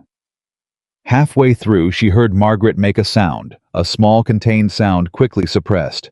She did not look toward her. When she finished, Weld looked at her for a long moment. "Miss Whitaker," he said, "you're telling this court that you were unaware for 11 years that a legal trust existed in your name." "Yes, sir." "And that you were told by your guardian that your father's estate had been depleted by debt." "Yes, sir." "And that you received no portion of your inheritance upon reaching your majority." "No, sir. Nothing." Weld looked at Charles. Charles looked back at him with the expression of a man who has decided that composure is his last remaining asset. "Mr. Whitmore," Weld said, "would you like to respond?" Charles stood. He had collected himself. She could see it, the careful reassembly of the public face. He spoke about responsibility and the complexity of estate management and the genuine belief that the debts had existed and the genuine intention to. He used the phrase, "make good on his obligations," when the finances of the estate allowed it. He sounded almost believable. Amelia watched the room while he spoke. She watched the county magistrate's associates, the men Charles played cards with on Thursday evenings and worshipped beside on Sundays. She watched them listening to him. She watched some of them wanting to believe him because believing him was easier, because disbelieving him meant examining their own long comfort with a man they had decided was trustworthy. Then Harker said, "Your Honor, with the court's permission, we have a witness." Chag. Frances Whitaker walked to the front of the room. She was 61 years old, and she walked like someone who had spent 30 years managing her own life without assistance, and had developed through that process an absolute absence of apology in her posture. She sat in the chair across from Weld's table, folded her hands, and looked at Charles Whitmore with an expression that required no translation. "Mrs. Whitaker," Harker said, "you are the sister of Edwin Whitaker, the late father of Miss Amelia Whitaker." "I am," Frances said. "Were you present at the reading of your brother's will?" "I was." "And were you aware of the trust established for his daughter?" "Edwin wrote to me when he established it," Frances said. "He sent me a copy of the summary, not the full document but the terms. He wanted someone outside the immediate arrangement to know what he had put in place. She paused. He was a careful man. He did not fully trust Charles even then. He simply had no one else to serve as trustee. The room stirred. Griggs was on his feet. Your Honor, the witness's characterization of the decedent's private feelings is relevant, Harker said calmly, to the question of the deceased's intent and the conditions under which the trust was established. Weld considered for exactly 2 seconds. Continue, he said. Frances continued. She had kept her brother's letter. She had brought it. It was 22 years old, written in Edwin Whitaker's careful slanted hand, and it said, I have provided for Amelia through a formal trust. Charles will manage it, but I have built the language carefully enough that he cannot touch the principal without her knowledge and consent. Please remember this if anything happens to me. Please make sure she knows. Harker read it into the record. In the silence that followed, Charles Whitmore did something Amelia had never seen him do in 11 years. He looked away. Not at his solicitor, not at Margaret, not at the magistrate. He simply looked away toward the wall to his left, toward nothing, and Amelia understood watching him that this was what capitulation looked like in a controlled man. Not collapse. Just the small private surrender of a man who knows the game is over. Mr. Whitmore, Weld said. Charles looked back. Is there anything further you wish to present to this court? A long pause. No, Charles said quietly. There is not. Weld called a recess of 1 hour. Amelia sat with Frances in the small anteroom off the main hall, and Frances held both her hands and said very little, and Amelia was grateful for exactly that. She did not need comfort or explanation or apology in that hour. She needed simply to sit with someone who shared her blood and breathe through what was happening. He told me you were well, Frances said once. Every year for the first few years, he wrote that you were settled and well and adjusting. After that, he stopped writing entirely. I assumed. She stopped. I know, Amelia said. I should have come myself, Frances said. Her voice was rough with it. I should have. You're here now, Amelia said. She squeezed her aunt's hands. It's enough. Nathaniel appeared in the doorway of the anteroom during the recess. He did not come in, read the room correctly enough to understand that this was not his moment, but he looked at Amelia with a question in his expression. She nodded. He nodded back. Left. She watched him go and thought about what he had said in the study in Lexington. I found that I could not simply walk away. She thought about the 15 years he had spent building something unassailable because his father had made him feel worthless. She thought about what it cost a person to decide after all that careful construction to let someone else matter to them. She thought that she was beginning to understand what it cost. The recess ended. Weld returned to his table, arranged his papers, and spoke for 7 minutes. He was precise. He was thorough. He reviewed the trust document, the investment records, the clerks filing the testimony, and the letter. He noted the absence of any documented debt claim. He noted the failure to distribute upon the beneficiary's majority. He noted the testimony of Frances Whitaker and its corroboration of Edwin Whitaker's specific intentions. Then he said, "This court finds in favor of Miss Amelia Rose Whitaker. The trust established by Edwin Whitaker in December of 1806 is recognized as legally binding and unexecuted.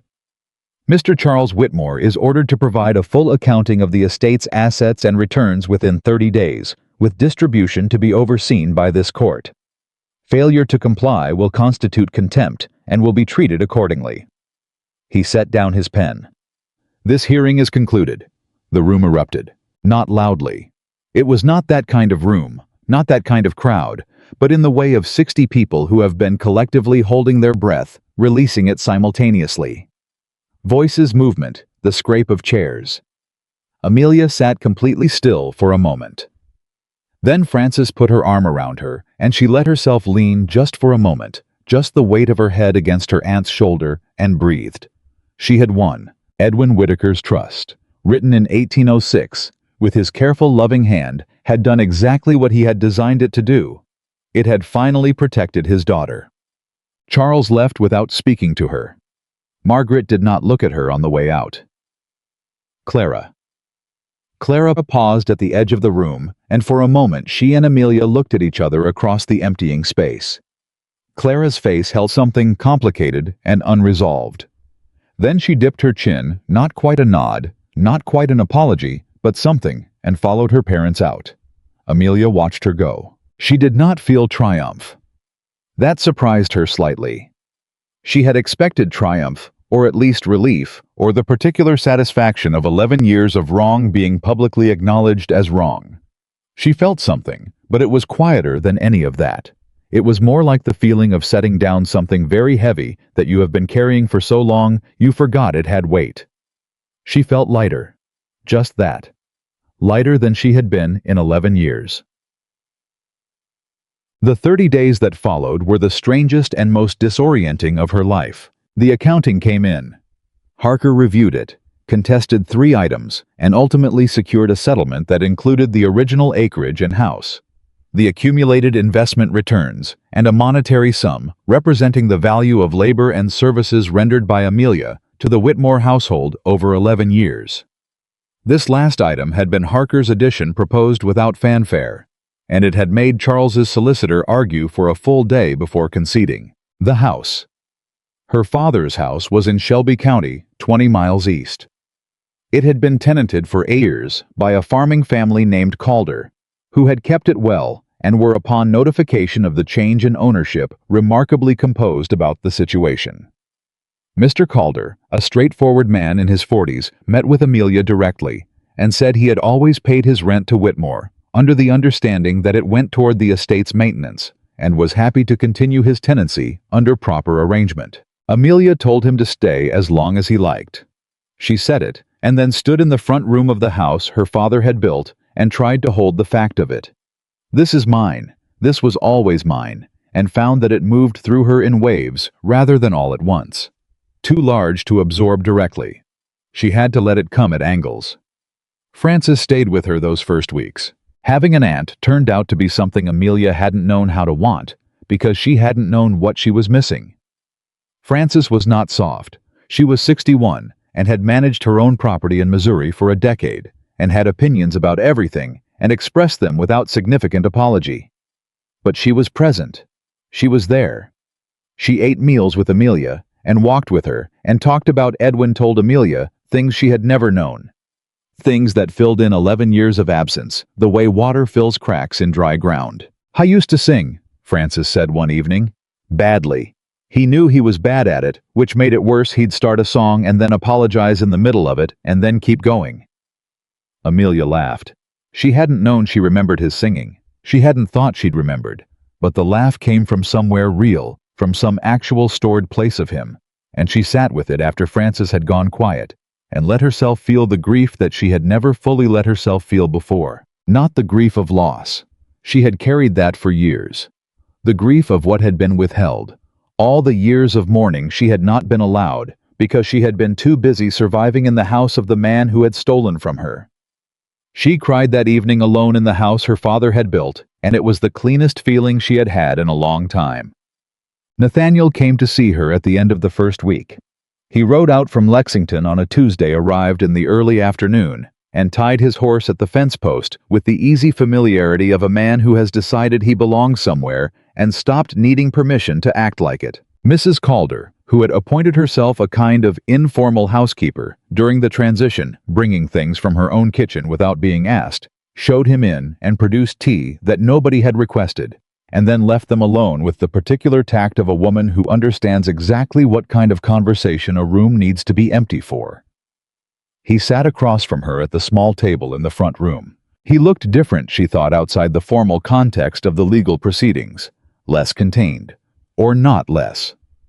Nathaniel was never not contained, but the containment was softer somehow. Less armored. "How are you?" he said. "Strange," she said honestly. "Everything is strange. Good strange or good strange," she said. "Mostly. Sometimes just strange." She looked at her tea. "I keep reaching for things and then stopping. Habits." She paused. "Yesterday I asked Mrs. Calder if I could have more bread and then apologized immediately after. For no reason. Just, she stopped. 11 years is a long time. Yes, he said. It will take time, she said, to undo it. She looked at him directly. I know that. He nodded.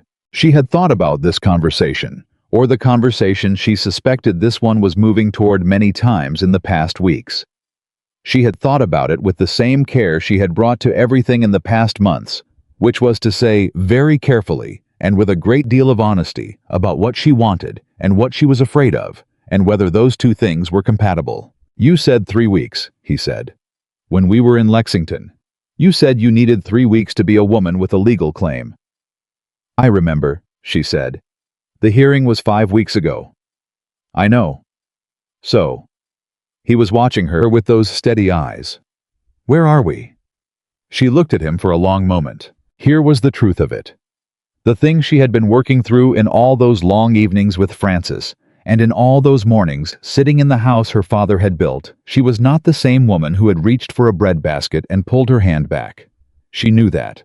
But she was also not yet fully the woman she was becoming. She was somewhere in between the old shape and the new one, overlapping the old reflexes, and the new ones fighting for the same territory. She was not sure she was ready. She was not sure she would ever be entirely ready. She was not sure readiness was the thing that mattered most. I want to tell you something, she said. Go ahead. I spent 11 years learning not to want things, she said. Not explicitly.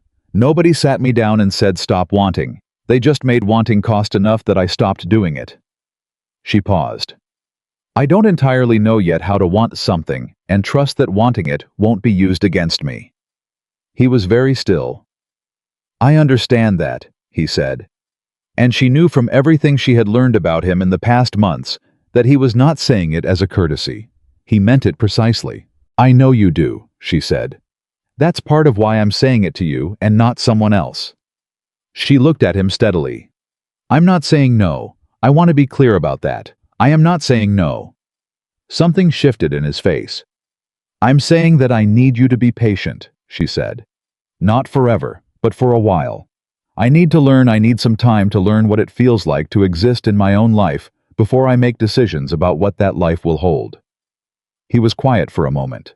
I'm not going anywhere, he said. I know, she said. That's the other part of why I'm saying it to you. He looked at her, and she looked at him, and there was something in the space between them that required no name.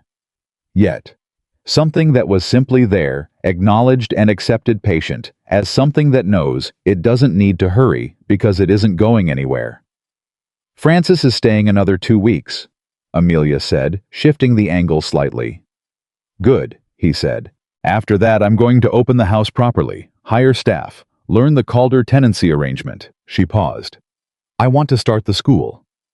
He looked at her. The school, he said. For children, she said. In the county. I've been thinking about it since before the hearing, actually. Since the children in the back garden. She met his eyes.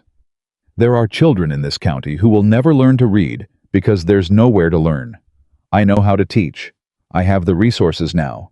She paused. I want to build something that lasts. He was quiet for a moment. Then, you'll need a building. Yes.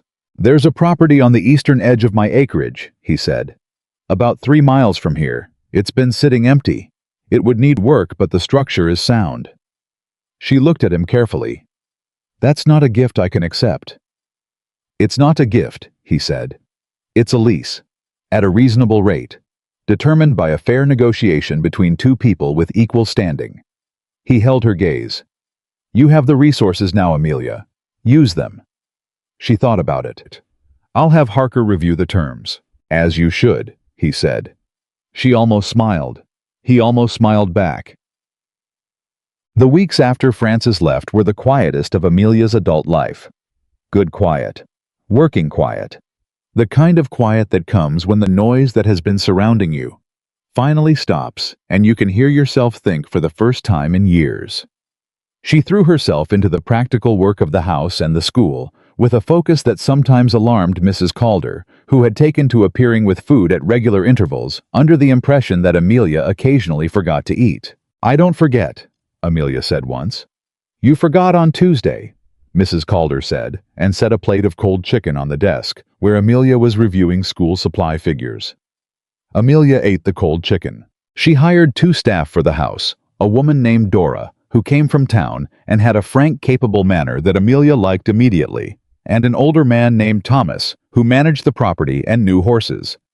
She negotiated with Mr. Calder directly, and found the process of conducting a business discussion as the acknowledged owner of the property so strange and satisfying simultaneously that she had to pause twice to collect herself. The school building on Nathaniel's eastern acreage was, as he had said, structurally sound. It needed a new roof on one end, and considerable cleaning, and 3 windows replaced. She hired men from town to do the carpentry, and helped with the cleaning herself, which scandalized Dora and did not scandalize Thomas, who simply handed her a better brush. She ordered books from a printer in Louisville. She wrote a circular letter distributed through the county churches, including pointedly, First Methodist, describing the school, its aims, its costs, and its enrollment period. She paid for the printing herself. She signed it, Amelia Rose Whitaker, Whitaker School. 10. The responses began arriving within 10 days. Some were enthusiastic mothers who had been looking for exactly this, farmers' wives who could not read themselves and wanted something different for their children. Some were cautious. Several were from people she knew by reputation, if not directly to be acquaintances of Charles Whitmore, and she read those carefully and decided on reflection to respond to each one with the same plain, welcoming tone she applied to everything else. She was not going to run a school that sorted children by whose parents approved of their teacher. One response came from a woman in the next county, over a school teacher herself, older, who had heard about the school through the circuit that school teachers apparently maintained, and wanted to know if Amelia would consider a partnership. Her name was Mrs. Hart, and she wrote in a direct, intelligent style that Amelia recognized immediately as the style of someone who had spent years being taken seriously in a professional capacity and had the confidence that came with it. They exchanged 3 letters in quick succession and arranged to meet. Nathaniel came by twice that month. Once to review the lease terms with Harker present correctly, properly, with full documentation, and once simply because he was in the area and stopped in for an hour on a Wednesday afternoon and sat in the front room of her father's house and drank tea and told her without being asked about a problem he was having with his eastern tenant and let her weigh in on it. She weighed in. He listened. She noticed this with a precision she tried not to make obvious. He listened to her. Not with the polite attention of a man tolerating a woman's opinion. With the genuine engaged consideration of a person who actually wanted to know what she thought. He sometimes disagreed, and said so directly, and explained why. She sometimes changed his mind. He didn't find this threatening. It was, she thought, the most ordinary thing in the world. It was also the most extraordinary thing she had experienced in 11 years. The day the school opened was a Friday in late September, 6 weeks after the hearing. 16 children came. She had expected 8 or 10. 16 arrived, ages ranging from 5 to 12, in varying states of cleanliness and varying degrees of enthusiasm, shepherded by mothers who ranged from nervous to relieved to briskly businesslike. Mrs. Hart had come from the next county for the opening day and stood at the back of the room and watched Amelia arrange the children and introduce the primers and begin the first lesson with the calm competence of someone who had been doing this in her mind for years. Afterward, Mrs. Hart said, "You're a natural." "I've been practicing," Amelia said. "On the servants' children at Whitmore Estate," Mrs. Hart said. She had clearly done her research. "I heard about that." "Agnes told people," Amelia said. "Agnes told the right people," Mrs. Hart said. "Word travels in this county. What you did there quietly with no resources and no support, it told people something about what you are." She paused. "The school will grow. Give it a year." Amelia thought about the circular letter sitting in the drawer at Whitmore Estate, the one she had ordered through Cook and the bookseller, the one she had paid for from the household account without a trace of guilt. She thought about 7 children sitting in a back garden following along in a primer. She thought about how small that had been and how much it had mattered. "I know," she said. Nathaniel arrived at the school at the end of that day. He tied his horse at the fence and came through the door and looked at the room. the small desks that Thomas had built to her specifications, the books arranged on the shelf along the far wall, the chalk marks still on the small board she had hung near the window. He looked at it all. Then he looked at her. 16 children, she said. I heard, he said. Mrs. Calder told me. A pause. She told everyone. Amelia laughed. It came out easier than she remembered laughing being. He looked at her when she laughed, and she saw very clearly what was in his face. Not concealed, he wasn't trying to conceal it. He simply let her see it the way a man shows you something when he has decided you are someone worth showing. She thought about what she had said in Lexington, I'm not saying no. She thought about what he had said, I'm not going anywhere. She thought about the school around her, and the house that was hers, and the children who would come back on Monday, and the woman she was still in the process of becoming, the one who had learned to reach for what she wanted without apologizing for the reaching. Nathaniel, she said. He looked at her directly. I think, she said carefully, that I'm ready to stop being patient. He was very still for a moment. Is that so? He said. Not a question. Something between a question and a statement held perfectly in the balance. I won't pretend I'm not frightened, she said. I think I'll probably be frightened for a while. Old habits. She held his gaze. But I've been watching you for 6 months, and I've been honest with you longer than I've been honest with almost anyone. And you've been patient in a way that cost you something.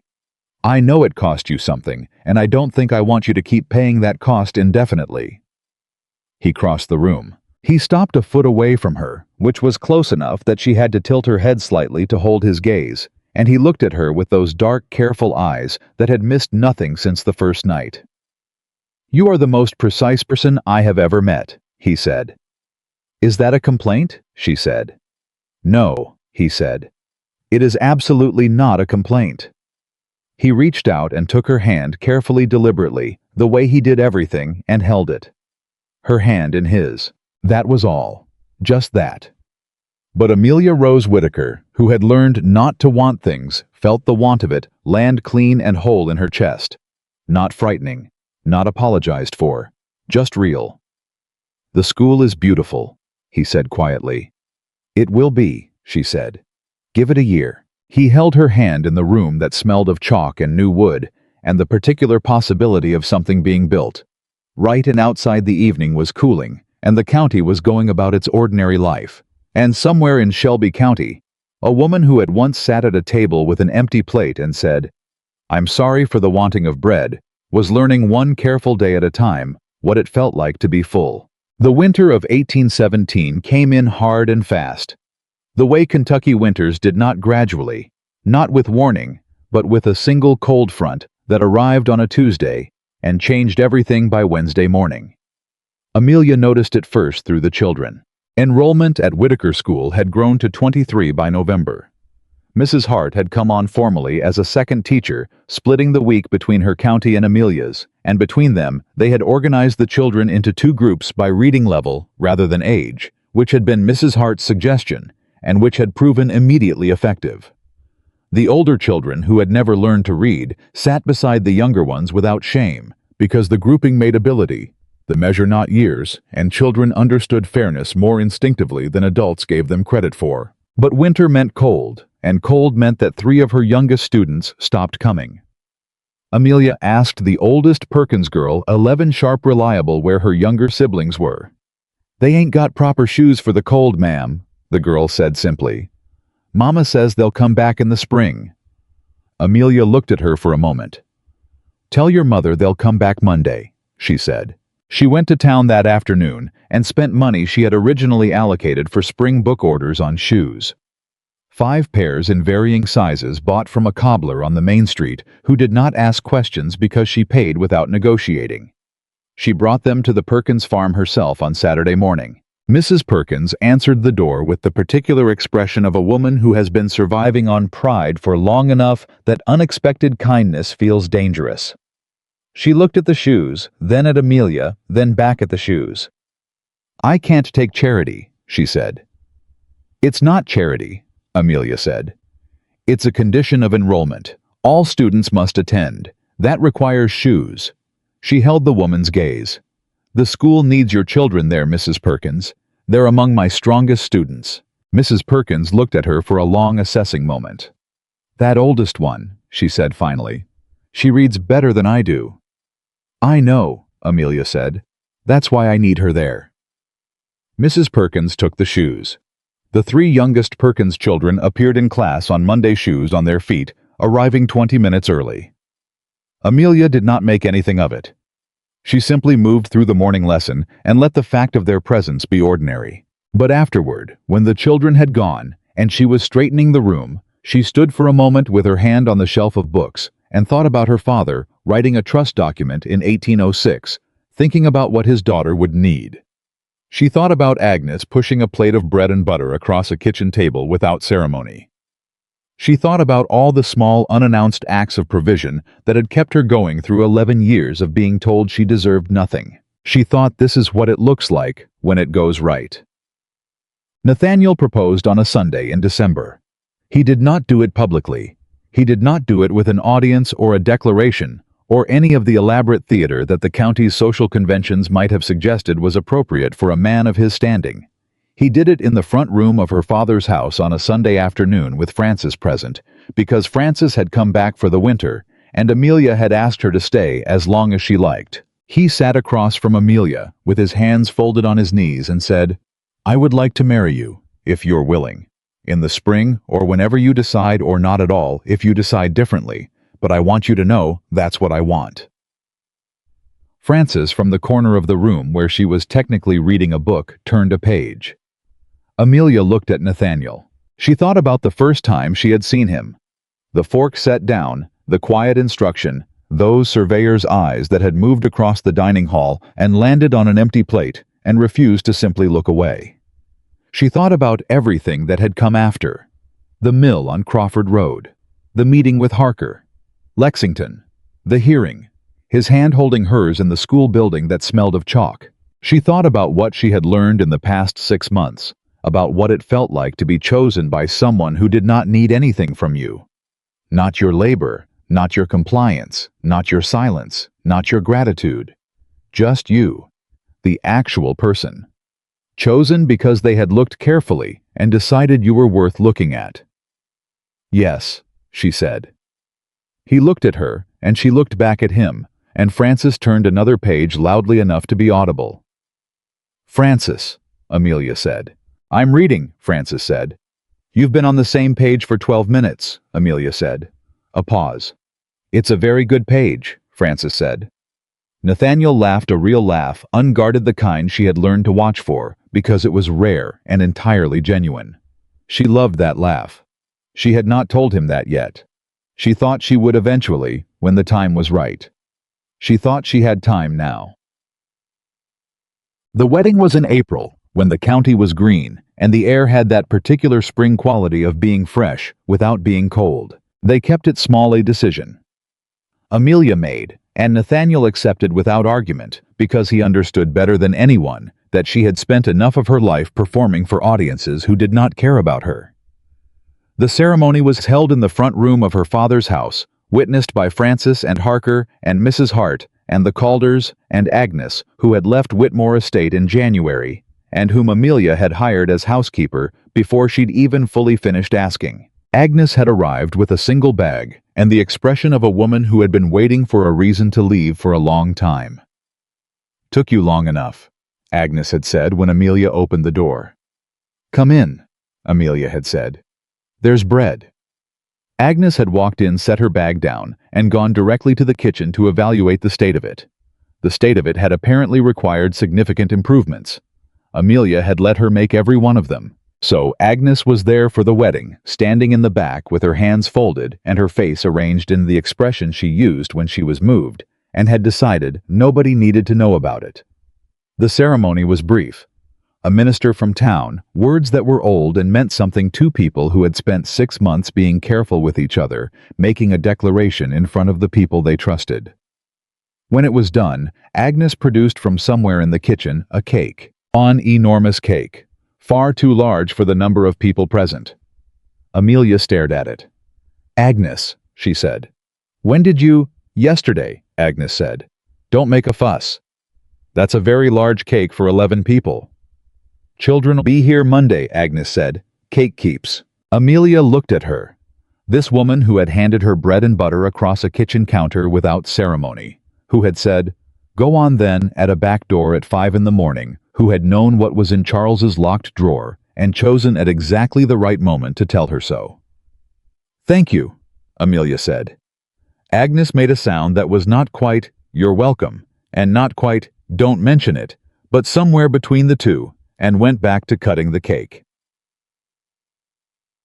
They settled into a life that was nothing like anything Amelia had imagined, and everything she had needed. She kept the school. That had been the first and most important conversation before the proposal, actually, before any of it. She had told Nathaniel clearly and directly that the school was not a project she was willing to set aside. It was the thing she had built with her own resources and her own judgment, and it was the first thing she had ever built, and she was not going to give it up. He had said, "I know, I wouldn't ask." She had said, "I want to be sure." He had said, "Amelia, I watched you organize 16 children and 2 reading levels and a book order and a lease negotiation simultaneously. Asking you to stop would be like asking the county to stop having weather." She had looked at him for a moment. "That's the strangest compliment I've ever received," she said. It was entirely sincere, he said. She had believed him. The school grew the way Mrs. Hart had predicted, steadily, with the quiet momentum of something filling a need that had always existed. By the following autumn, enrollment was 31. Mrs. Hart had found a second associate teacher, a young woman from Louisville named Miss Gregory, 20 years old and brilliant, who had educated herself through a combination of determination and access to a good library, and was now under Mrs. Hart's guidance, becoming a teacher in the formal sense. Amelia taught the youngest children herself 3 mornings a week. She had learned through the first year, through the daily practice of the work, that teaching was not primarily about the knowledge you transferred. It was about the quality of attention you gave. It was about sitting across from a 6-year-old who had been told implicitly or explicitly that reading was not for them, and giving them your complete, unhurried, genuine attention until they believed it might be possible after all. She understood that process from the inside. She tried to give every child what she had needed at 13, the steady, unshakable message that they mattered before anyone decided they mattered. That their hunger for knowledge was not an imposition. That asking for more was not ingratitude. That they deserved a place at the table. The twist nobody in the county had anticipated came in the spring of the following year. Charles Whitmore sold his estate. The accounting ordered by the magistrate had taken its toll. Not just financially, though the settlement had been substantial, but socially. Counties had long memories for this kind of thing, and Charles's reputation, which he had built and maintained for 20 years, with the same precision he applied to everything, had sustained damage that proved surprisingly difficult to repair. Men who had played cards with him on Thursday evenings found reasons to be otherwise occupied. The church committee quietly reorganized in ways that left him with less influence than he had held. He did not in the end face criminal charges. Harker had advised Amelia that civil settlement was the more certain path, and she had taken the advice. She did not regret it. She had not pursued this to punish Charles. She had pursued it to recover what was hers, and she had recovered it. What happened to him after was simply the natural consequence of what he had done catching up with him. He and Margaret and Clara moved to Lexington. Amelia heard this through the county's efficient information network. Agnes primarily, who maintained contact with former colleagues in a way that rivaled any official correspondence system. "He's set up in a smaller house," Agnes reported one morning over breakfast. "Margaret's taken it poorly. Clara's engaged to a merchant." Amelia poured her tea. "I hope she's happy," she said. And she meant it, actually. Whatever she felt about Margaret, whatever complicated and unresolved thing she felt about Charles, Clara was 23 years old and had spent her whole life being formed by parents who had chosen greed and social maintenance over decency. That was not entirely Clara's fault. She thought about the evening in the sewing room. "Be careful, Amelia. The only genuine thing." "Do you want to know more?" Agnes said. "No," Amelia said. "I don't think so." Agnes nodded. She understood the difference between information that was useful and information that kept you tied to something you had already let go. She refilled Amelia's cup and went back to the kitchen. Frances came back every winter. She had made it a permanent arrangement by the second year Missouri in the summers and spring Kentucky in the winters, which she explained was a sensible geographic strategy and had nothing to do with the fact that she had spent 11 years away from her brother's daughter and was not inclined to repeat the separation. She and Nathaniel had developed over time a relationship of mutual respect, expressed primarily through blunt disagreement on almost every topic, which seemed to suit them both perfectly. "He argues back," Frances told Amelia once, with the satisfaction of a woman who had been right about a person. "That's how you know he means what he says." "He argues back with me constantly," Amelia said. "Good," Frances said. "That means he thinks you're worth arguing with." Amelia had thought about that for a while. She thought Frances was right. 2 years after the school opened, a woman appeared at the door on a Wednesday morning. She was perhaps 30, in a plain dress, with a child of about 7, holding her hand. She had the careful, watchful quality of someone accustomed to being turned away. "I heard," she said when Amelia opened the door, "that you take children who can't pay." "We make arrangements," Amelia said. "Come in." The woman's name was Ellen Marsh. She had been widowed the previous winter. She had a son named Thomas, quiet, serious-faced, with large eyes that moved around the classroom, with the hunger of a child who has understood somehow, before anyone has told him, that knowledge is a door. Amelia sat with Ellen for 20 minutes while Thomas looked at the books on the shelf. At the end of the conversation, Ellen said, "I don't have money. I have almost nothing." "Thomas has been looking at that shelf for 20 minutes, Amelia said. "I think he belongs here." Ellen looked at her son. Something moved across her face, the particular relief of a mother who has been trying to find something for her child, and has finally found it. "I can help," Ellen said. "With the mending or the cleaning, if that would." "We'll work something out," Amelia said simply. She walked Ellen and Thomas to the door. Thomas stopped on the threshold and looked up at her with those serious, hungry eyes. "Will you really teach me to read?" he said. "Yes," she said. "Starting Monday." He nodded, a solemn, dignified nod, the nod of a person accepting an agreement of great importance. She watched them walk down the road. Then she stood in the doorway for a moment, with the spring air moving warm around her, and she thought about a 13-year-old girl who had been told her father's provisions had vanished into debt, who had learned over 11 years to take up less and less space, who had reached for a breadbasket at a dinner table and pulled her hand back and apologized for the wanting. She thought about a man who had set down his fork in a crowded room and said, "Why is your plate empty?" She thought about how much everything had changed. She thought about how much everything had mattered. Nathaniel found her in the school that afternoon, the way he often did not, because they had arranged it, but because he had developed over 2 years the habit of knowing where she was and choosing to be in the same place. 34 enrolled, she said without looking up from the ledger.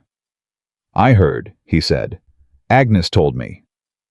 "Agnes tells everyone everything," Amelia said. "It's why we keep her," he said. She smiled at the ledger. He came to stand behind her close enough that she could feel the warmth of him and looked over her shoulder at the numbers. "You need another room," he said. "I know," she said. "I've been thinking about the east wall. If we extended—" "I'll talk to Thomas about the carpentry. I'll pay for the carpentry." "I know you will," he said with the particular tone he used when she said things he had expected and found endearing. "I was offering to arrange it." She turned around and looked up at him. There was gray coming in at his temples, barely just the beginning of it, but she had noticed it the week before. He was 37 now. She was 26. They had been married almost a year, and she was still sometimes ambushed by the simple fact of him, by the way he listened, by the way he argued, by the way he looked at her, as though she were the most interesting problem he had ever decided he wanted to spend his life working on. She was still learning not to apologize for wanting that. She was getting better at it. "The boy who started Monday," she said. "Thomas Marsh. He's 7 years old, and he'd never held a book before, and in 3 days he's learned 6 letters. She paused. 6 letters in 3 days. Nathaniel looked at her. "That's remarkable. He's going to be exceptional," she said. "I know it the way I knew it with the Perkins girl." She met his eyes. "There are children in this county who are going to do things that matter, and the only thing between them and the life they're capable of is whether someone gave them a room and books, and someone willing to sit with them and pay attention." He was quiet for a moment. Then, "You're going to need a bigger school." "Yes," she said. "Eventually." "How big?" She thought about it. "Big enough," she said. He looked at the ledger, then at her with the expression he had worn on the night they met, the surveyor taking measure, missing nothing. "All right," he said. "Big enough." That evening, after the school was locked and the house was quiet and Agnes had retired and Frances was reading in the corner with the focus of a woman who read the way other people breathe, Amelia sat at the small desk in the front room and wrote in the journal she had started keeping the week after the hearing. She had not kept a journal before. She had been afraid for years that anything written down could be found and used against her. Old habit, old fear. She kept one now because she had decided that her life, the actual record of it, the real version, deserved to exist in writing. She wrote about Thomas Marsh and his 6 letters. She wrote about Ellen and the plain dress and the watchful eyes and the word arrangements. She wrote about the Perkins children and their shoes and the oldest girl who read better than her mother. She wrote, "Today I understood something I have been understanding slowly for 2 years. The school is not something I built to prove I could. It is not a monument to what Charles took and I recovered. It is simply the thing I am supposed to do. It is the reason my father wrote a trust document in 1806 and was careful enough to make it withstand what came after. He could not have known any of this. He was simply a man who loved his daughter and wanted to protect her future. But the future he protected was not just mine. Every child who learns to read in that room, every Thomas Marsh, every Perkins girl, every child whose mother comes to the door with careful eyes and a child holding her hand, they are part of what he protected. He gave me the means to give them something. That is not nothing. That is, I think, everything." She closed the journal. The house was warm and quiet around her. She could hear Nathaniel in the next room, the soft sounds of him going over the estate correspondence, the way he did every evening, steady and unhurried. She could hear Frances turning pages. She could hear the fire. She sat for a moment in the middle of all of it and let herself feel it, not carefully, not with the qualified provisional tentativeness of someone who has learned to expect that good things come with hidden costs.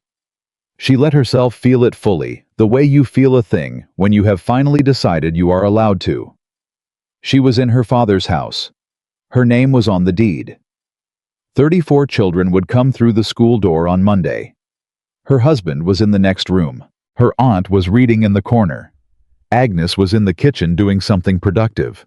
And Amelia Rose Whitaker, who had once sat at a table with an empty plate and learned over 11 years to apologize for the wanting of bread, had a life so full that some evenings she simply had to sit quietly for a moment and breathe it in before she could hold it all. She was not done. There was the school extension to plan, and Miss Gregory to mentor, and Thomas Marsh's 6th letter would become a 7th by Friday, and Ellen Marsh needed resources she didn't yet know how to ask for, and Frances had mentioned a woman in the next county who had heard about the school and wanted to start something similar and needed guidance.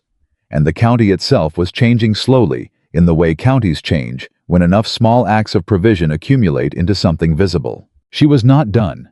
She was, in fact, just beginning. But she was no longer hungry. Not for bread. She had not been hungry for bread in 2 years, had sat at a full table so many times that the full table had become simply the table ordinary expected hers. Not for belonging. She had Frances and Agnes and Nathaniel and 34 children, and Mrs. Hart and Ellen Marsh, and a whole county of people slowly learning that Amelia Whitaker's school was a place where nobody's plate came back empty. Not for proof that she deserved to exist. She had stopped needing proof. The needing had dissolved somewhere between the hearing and the first day of school, and the April morning when she had married a man who argued with her because he thought she was worth arguing with, and she could not have told you exactly when. Only that one day she had reached for something without stopping herself, without apologizing, without the old reflex of withdrawal, and she had understood she was free. The woman who had reached for bread at a governor's dinner and pulled her hand back at a cold smile had become a woman who ordered shoes for children who had none, and hired the people who needed work, and opened doors for everyone who came to them with hungry eyes. She had learned slowly through all of it that the opposite of an empty plate was not just a full one. It was a table big enough for everyone. And Amelia Rose Whitaker had spent the last 2 years of her life building exactly that, one child at a time, one open door at a time, one deliberate and unashamed act of provision at a time, until the life she was living was the fullest answer she could give to 11 years of being told she deserved nothing. She deserved everything. She had always deserved everything. And now, finally, irrevocably, and on her own terms, she had it.